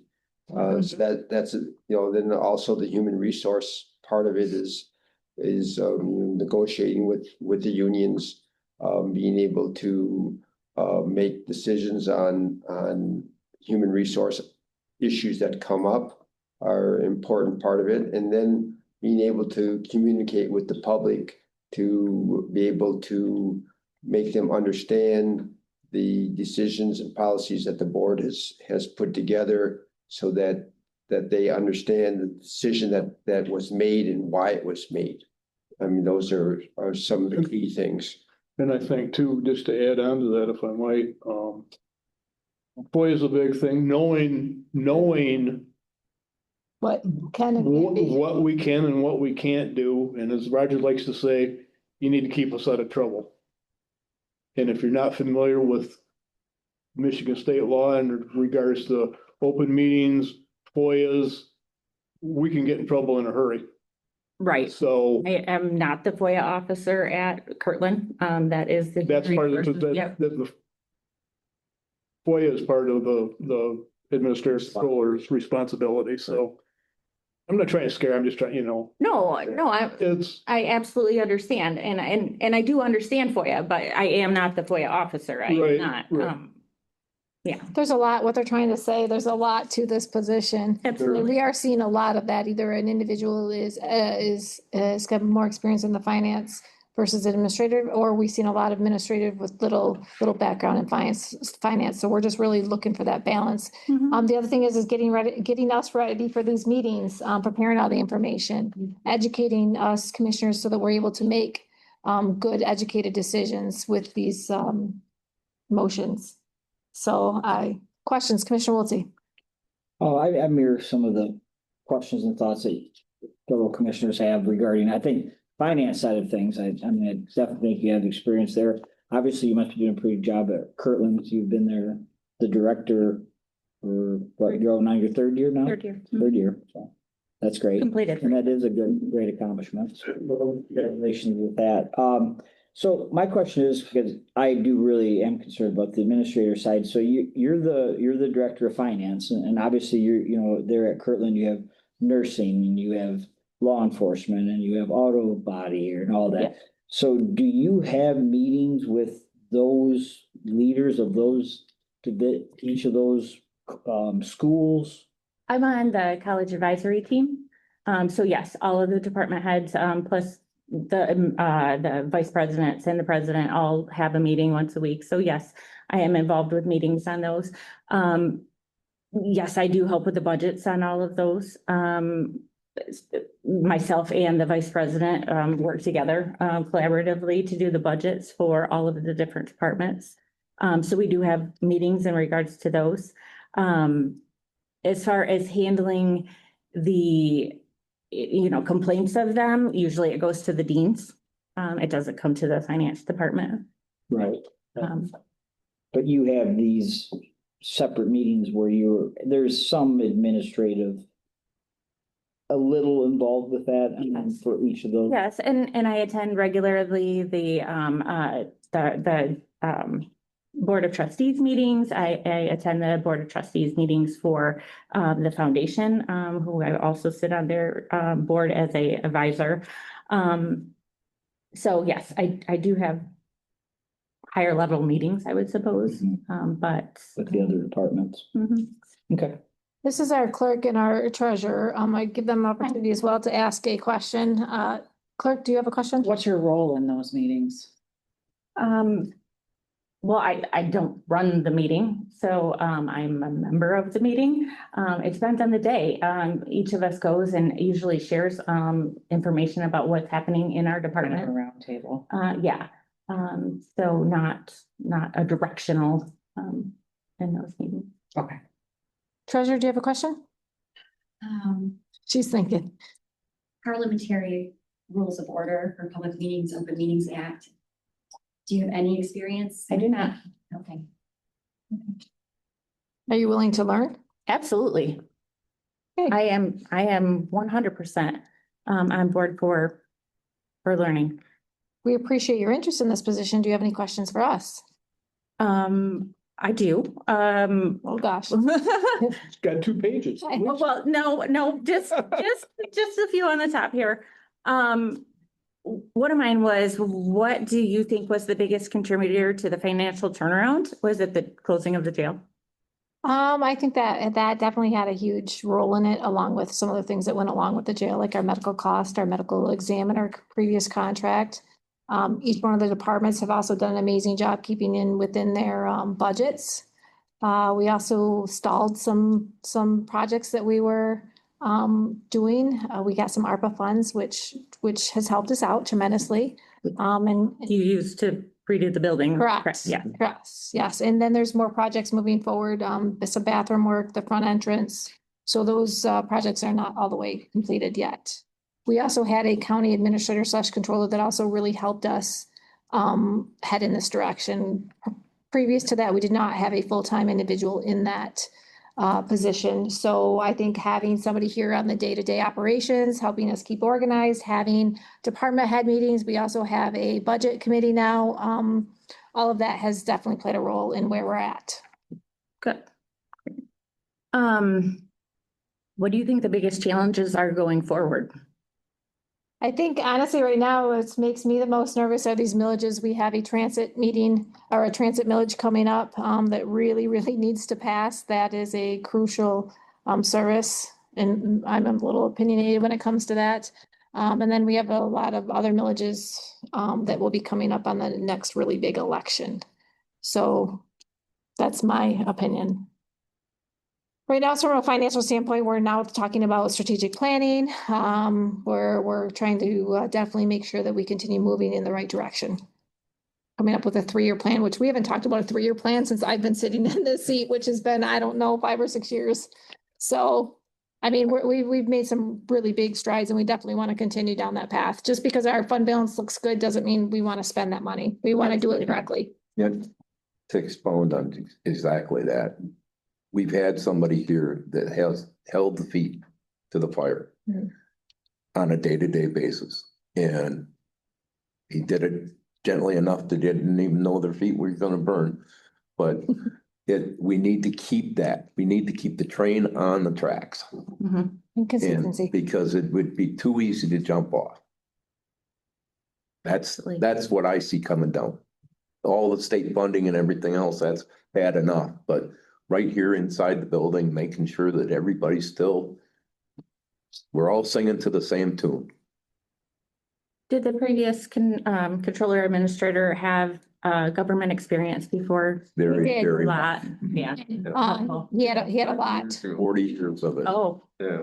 Okay, that would definitely give you a reason to get you on the right. It did, get you on the right path. especially when that position was new.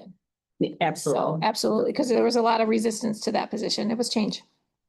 At that same time, we had a lot of new elected officials. There was a lot of change in a hurry. And it's all worked out very, very well, but there was a lot of change. Okay.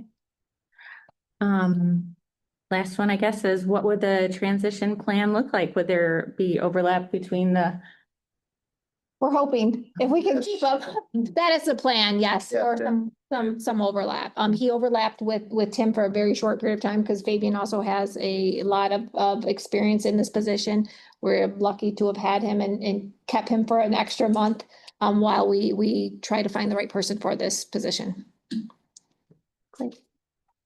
Okay, thank you. Thank you. Thank you. Thank you. Appreciate it.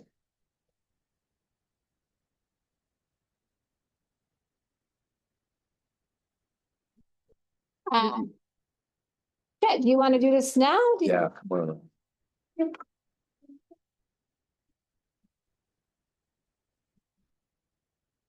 Doing one of the same process as last time. We did a straw vote to see who you wish to pass on to the second round. It's not saying this is who you want as administrator, it's just whether you want to bring them back and have more dialogue. We did the meet and greet, which I think worked out well, even though we had one candidate, but I think the employees appreciate that. I think the elected officials appreciate that and get feedback back and forth. So if you want the same process, I brought these sheets of paper. And you do have to put your name on them on the top. yes. And then list, I would say no more than 2, if you feel there are 2 candidates you'd like to bring back. Once again, we're not talking about whether we should hire this person or not. It's whether you want to have more dialogue with them, get more in depth. So if there are 2, put 2. If there's 1, put 1. If you don't feel comfortable with any of the 3 candidates, just leave it blank. In no particular order, correct? And no order, yeah. And this is simply a straw vote, not official vote. So you can have dialogue. A lot of times it just helps get the process started and see if you're on the same page. There you go.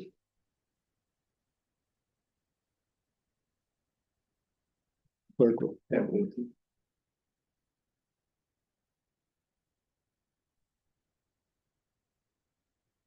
And, yeah, either one, yeah.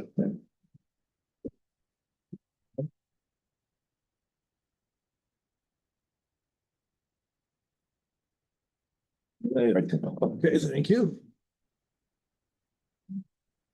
4. 1. Do you see the names? Yeah, I'm gonna read it when I'm done anyhow, you can guess. Oh, right here. Good. That were the. I found it. Okay. Thank you. Thank you very much. So. Was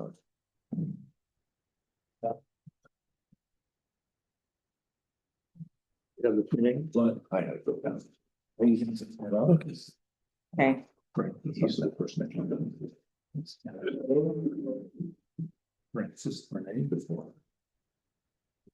He will come over. Awful.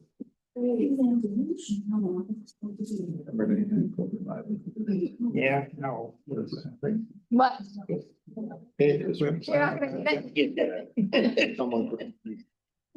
It's in the middle. Act on grad. All right. Results are in. Drum roll. 4 of you picked Francis and 3 of you picked Renee, and some of you picked both, obviously. But of the votes, 4 commissioners listed Francis' name and 3 listed Renee's name. So majority of you, we have 2 candidates, the majority of you want to bring back. Is that correct? Yes. Say that question again?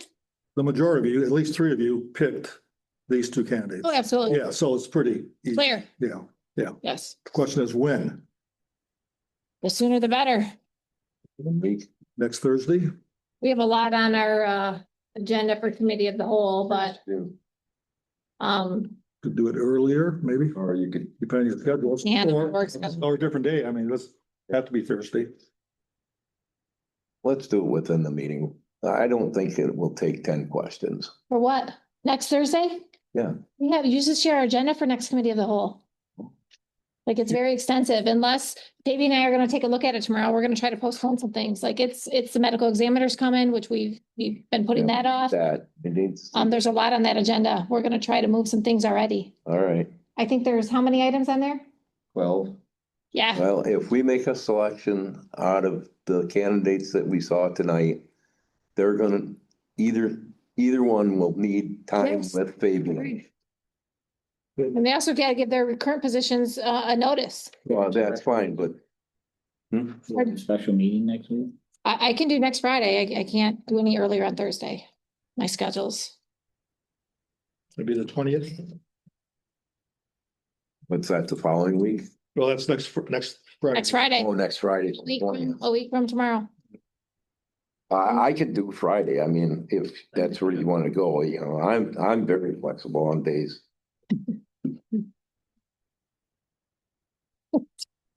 Hit me with that. Oh, wait a minute, isn't that? Eat the L, what? April 20th. The holiday. No, it's a, what is that, an Arab holiday or something? What? I can't say that? Hey, what time? What time on Friday? Christmas is a Christian holiday. I can't say that. How about we do 9:00? Well, oh, check with Commissioner Serbrook about. I've got it 10:40, 10:40 what? so I won't be available until probably 1 in the afternoon, Can't do it before your meeting? unless you want to do it like 6 o'clock in the morning. Well, I'm game. Well, but I don't think our candidates are. We can, I have to leave I have an appointment in Bay City at 9:40. Why not wait until the 26th? And I have, we can, but that's gonna back us up another week. I don't have a problem with that. There won't be an issue with transition. Is it, there's not gonna be an issue with your schedule? No. You don't have a problem, so I'm gonna ask you on the record. You don't have a problem staying in this position until we are able to fill it and there's a transition period? If we're talking middle of April, that's not a problem. Well, they're gonna have to probably give a notice to their Yeah. current workplace if we do pick one of these candidates. Well, let's put it this way, another week is not gonna be a problem. Okay, are you guys okay with that? Yeah, Okay, So 2 weeks from today, yeah, 26th. March 20, what time? meeting's at 5:30, so you guys, Can Cool. we squeeze it in 5:30 meeting, okay? yeah, I'm sure we We can. can do a meet and greet beforehand. Do you Well, want well- to do a meet and greet? That's Yeah, fine. yeah, I think Okay, you and I can work on the meet and greet details. What time we'll do the? Stay with 5:30 start for us, huh? Yeah, 5:30? Yep. Do your meet and greet at 5 o'clock. 4:30 or whatever you want to do. Well, employees go home at what time? 4:30. 4:30 is the way to do it. So there'd be a gap for the candidates, which is so do you guys want to bump the meeting up to 5:00? How we bump it up a little? 5 o'clock, fine with me. We'll do 5 the o'clock, meeting at fine 5. with me. It's your availability. I'll figure that part out, but Okay, For the next 5 weeks, I'm pretty Pretty well not gonna be far. All right, so that will work out well, great beforehand. We'll take care of that.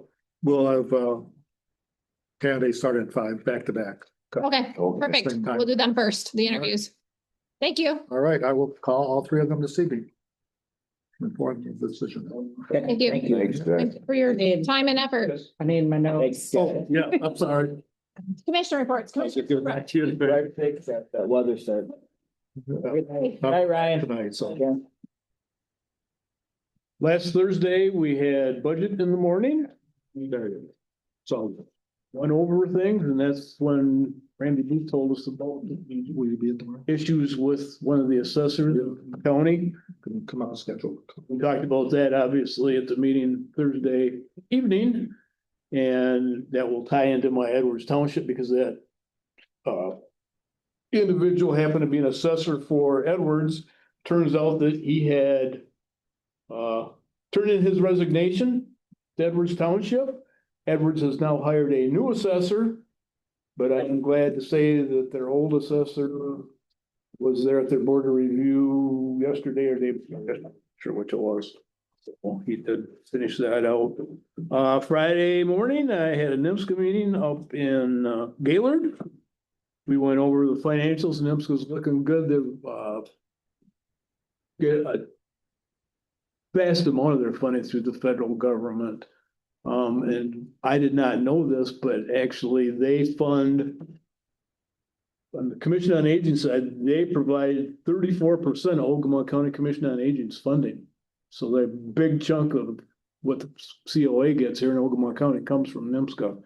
Of course, NIMSCA is well known for the Head Start program, and they're all over the state of Michigan. So I had Horton Township. Not much going on in Horton.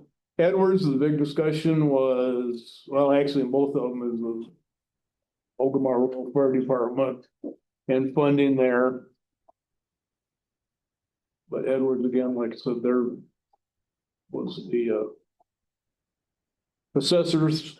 West Branch Township met. West Branch was really short and sweet. They took and they gave their elected officials raises. They talked about the National Night Out, did claims, and this morning Commissioner Scott and I had Parks and Rec. We were here for about 2 hours, I think it was. They're starting to work on the electrical at the RV park. We had funded some of the materials that they needed. They're actually physically out there working now because the weather's broke. So they can start digging and putting some electronics in, the electrical system. Parks and Rec, our new one of the caretakers came to our meeting this morning, introduced her to the rest of the committee. Things are going on at the Deer Park. We went over just a lot of basics. We talked about rental for the hall up there and things like that. So, yeah. Mr. Mayhew. We didn't get too many. I went to the Committee on Aging meeting. We're gonna have to replace the furnace. I think they said 16 years. They're gonna have it paid off this year, but 16 years, they got 4 furnaces. They've had them all worked on but one. Wow. So 16 years that, and they have geothermal, I think, over hot air. And it's expensive. They're having fun. Stuff's outdated. You can't get it. It's just. I go with that same stuff. Commissioner Scott. To Ogemaw Township where I live last week. They're investigating, well, we're gonna go ahead and bid out curbside garbage pickup. Get a price. Hopefully it'll be competitive. Bid between the 3 companies that will be advertising to. And then put together what it would cost for an assessment and then put it on a ballot this year.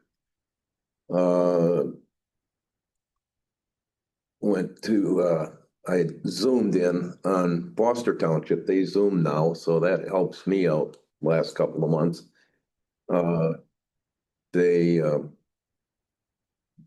they're constantly improving on their fire department and things like that up there, and it's pretty, it gets rather, I usually just give my report and get off. They get to hear from the county side of it, and that's about it. But the Parks and Rec, like Mark said this morning, yes, we already got some calls for this year for wanting to rent the hall. One wedding that they want in August, wanted to know about having alcohol. So I called Fabian and he checked with Diebold about coverages and keeping us out of trouble there.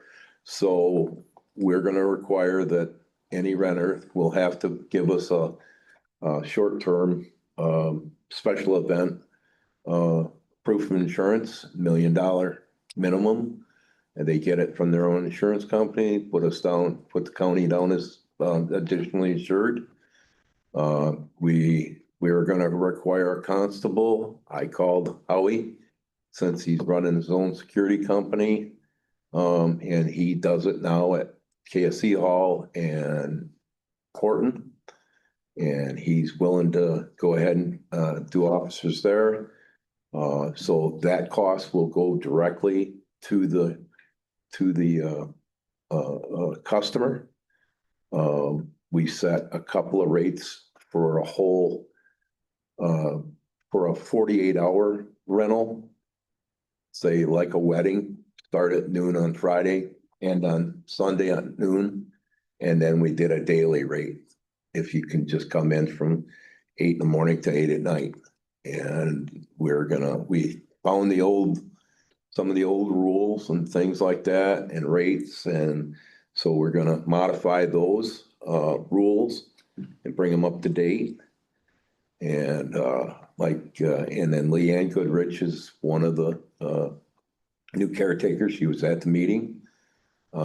She found the donation boxes, went in, introduced her to Karen. Karen went over the processes that she needs to be doing with the money and how it comes down here and when it comes here. She did pay her rent because, we signed that rental agreement with them, $1 a month. So she's paid up 5 months now. So, we found out we've had 2 visits from our veterinarian. And we found out the chickens that were running loose up there and the rabbits that were running loose were detrimental to the deer. They were defecating all over the hay, and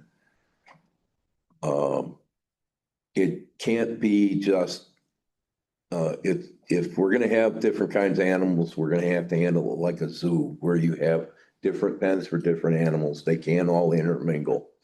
In that setting, the deer do not have an option to walk away from the hay and eat grass someplace else because there's no grass over there. But we're learning a lot of things. We had another owner come in from the Gaylord area and gave us some tips on some things to do. We have a gate that's a little short. We have to add 3 more feet of fence on top of it. That's gonna be probably done by the end of the month. That will suffice the DNR's fence inspection. We're waiting for the DNR and MDARD to approve our licensing. We found out that for years we were a breeder's license that we could ship deer in and out of the park. But someplace along the line, we went to an exhibition license.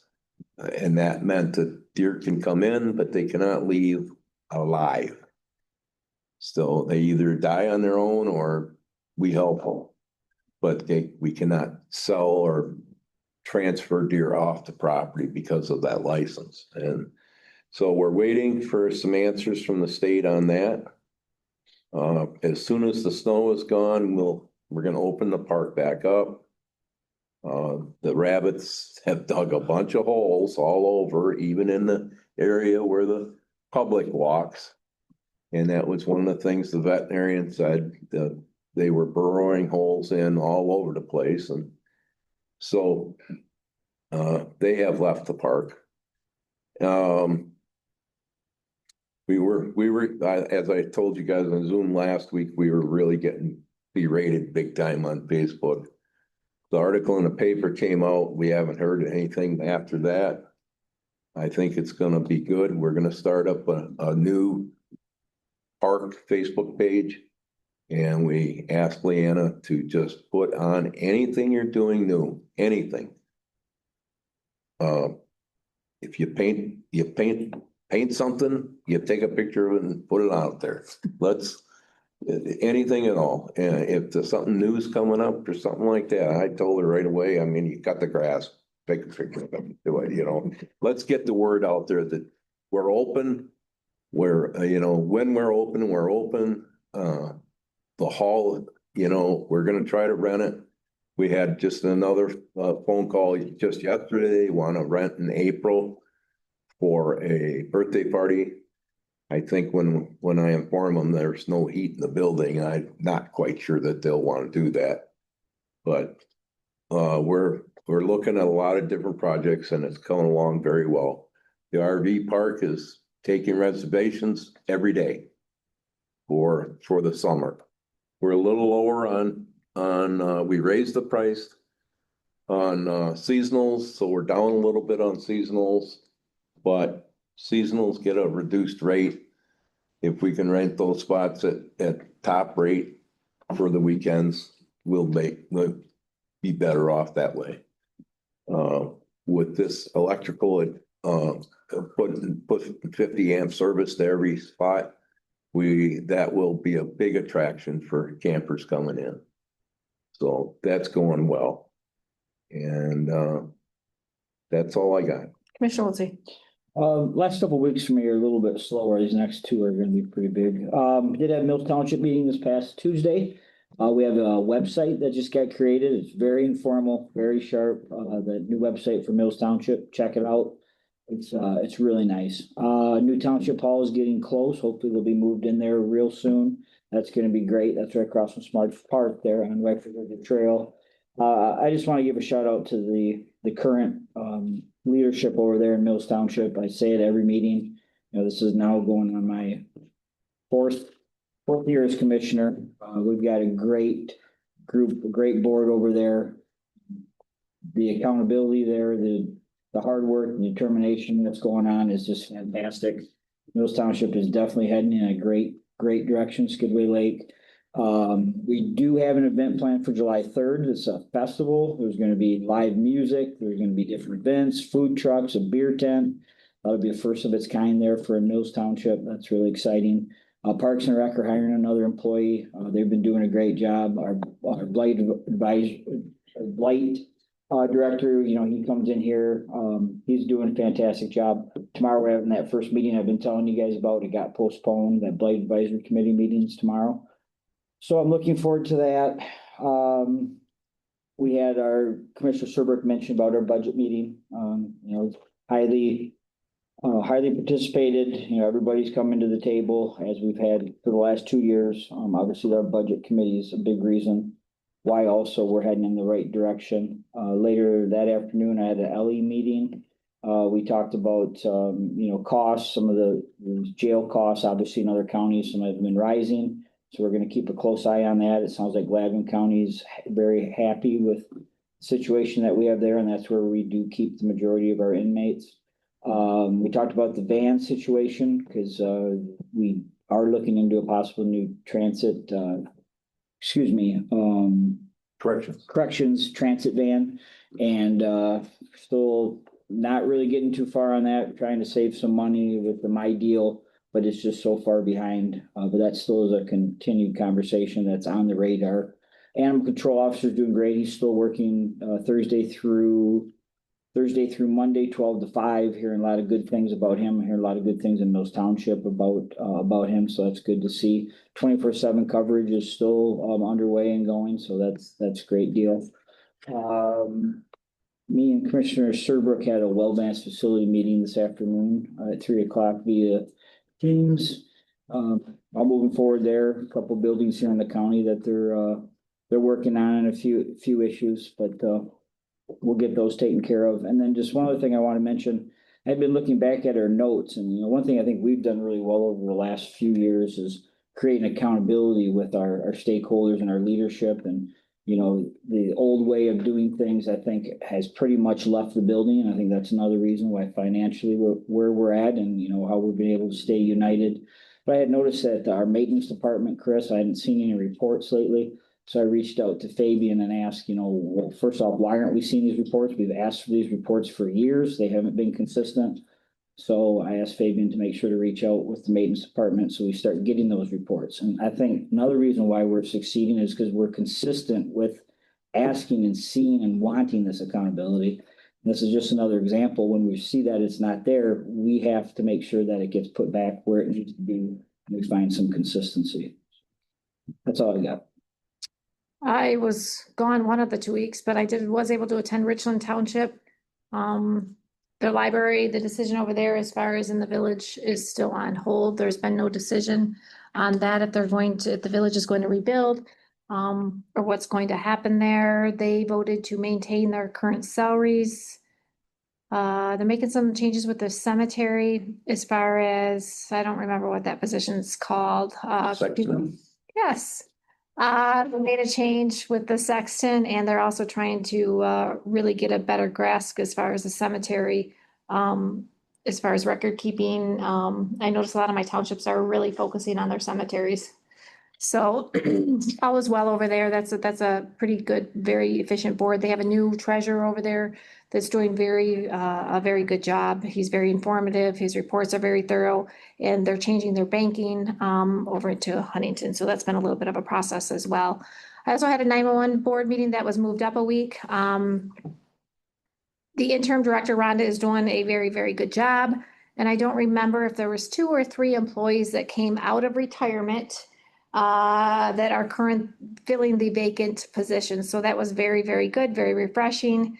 It sounds like, I think there's people back on full time. So there's been quite a transition there. It's been a learning curve with 911 being its own entity now, and very similar to what we have recently went through, looking at the previous contract with the director, and then moving accounts, getting accounts, access to accounts that only the director had, getting names changed over, transitioning is even QuickBooks, there's been a lot to this change with the director into the interim. And then we also have a assistant to the director, which she's been in place for a period of time, but she's taking more of an active role as well. She's currently Aranet County Directors, and her retirement, I believe, is this month. So she's going to be a little bit more active with our 911. So that transition that happened pretty quickly is going pretty well. We're learning a lot along this process. The next contract will be a little bit different, a little bit more of dotting our I's and crossing our T's. So when this transition occurs again, it's not quite so complicated. So, and then we have a personnel committee tomorrow. Hopefully we'll put the final changes on that and be able to bring it to you guys. That's one of the items on the next committee of the whole. So there will be a pretty big decision that we're going to include you guys on, and of course, so there'll be more on that. Two small things, if I may. Yes. It was. Wow. No, I've got something if you want to. You need to record this. You have no words. I do. The first thing that I'd like to do, let me say this, in my first 2 years, that was just before you came on, and you just said earlier that all the time you've been here, we've never talked about a long-range plan. In the first 2 years that I was here, it was your predecessor, Mr. Hennard, that brought up the idea of having a board conference. He came to us in one of our meetings. He says, a lot of counties, they'll go and have a conference. They'll go like up to the Schuss Mountain or something and have a conference. Well, back then we had many of our people sitting right in the table next to us.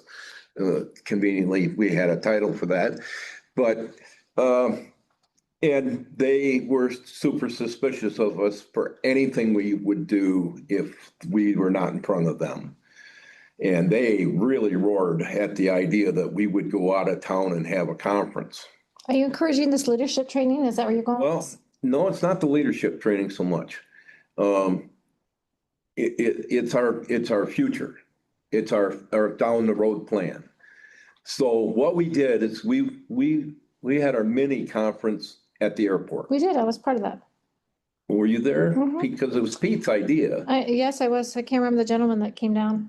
Mr. John Arnheim. Yes. From MSU Extension. And I'm gonna talk to Julie about this. I think John's retired now. Yes. Just retired. But anyway, John came and he was the facilitator of the meeting. He was. And he handed each of us commissioners a slip of paper, like 3 slips of paper, different colors. What's your plan? What's your plan this year? What's your plan 2 years from now? And what's your 5-year plan? And the 2-year, not one single 2 or 5-year plan was written out. Not a single one. And I think there was one that was on the what's at the end by the end of the year thing. And we haven't done anything since.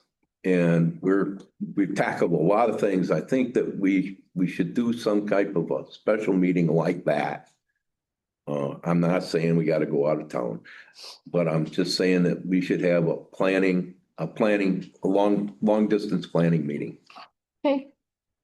sometime in the future. We'll make note of that. Yeah. Next, you're doing 2 things? Oh, are we gonna, as the animal shelter people gonna come and talk to us? April 2nd. April 2nd? Okay.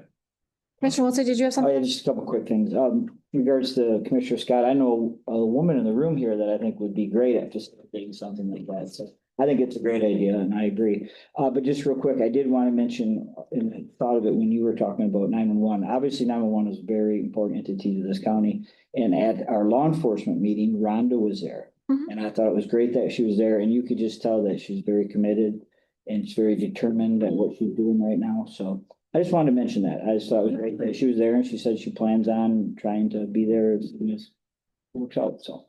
General public comment. Any? Just one comment about the planning leadership. In most of the counties I work with, part of this agreement, you do get a governance workshop with this. A lot of times I would piggyback with John. Okay. And state, and we would do it either together, sometimes on separate dates. But you are entitled, I'm glad to come and do it. It's governance and long-term planning. You don't develop a plan in one day, but start the process on how to develop a plan. So that's, and you want to do this, I recommend, before you get a new administrator on board, do it before he or she starts. So you're on the same page going forward on what the directions are, on what the role of the board, who's the goal administrator, and how you develop long-term plans. But John did a great job with that, and he and I would piggyback on the new person. John did retire. Absolutely. Years ago. Any? But I know at least with John, there was no fee for that. And there's no fee for my workshop. That's part of it. You said it's in our Yeah. program, so we're already paying for it. Yeah, yeah. Let's get it then. If we're buying it. We bought it. Let's fit. Comment on the phone? Oh, no. Julie, did you have? So I'll just make a quick comment.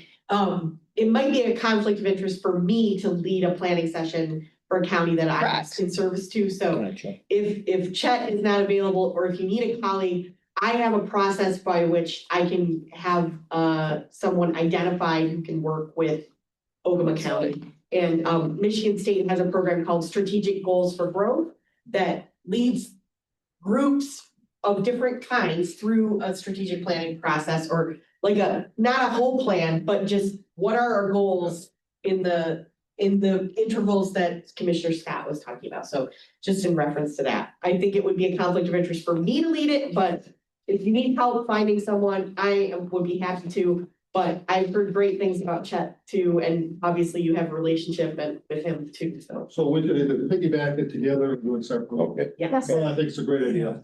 How do they have these meetings? We can't all be together up here. Yeah, it's an open meeting. Okay. Yeah. Yeah. It's gotta be People something can because attend as audience. it's not a decision making. There's not gonna be any motions or anything like that. It's a school. In one topic.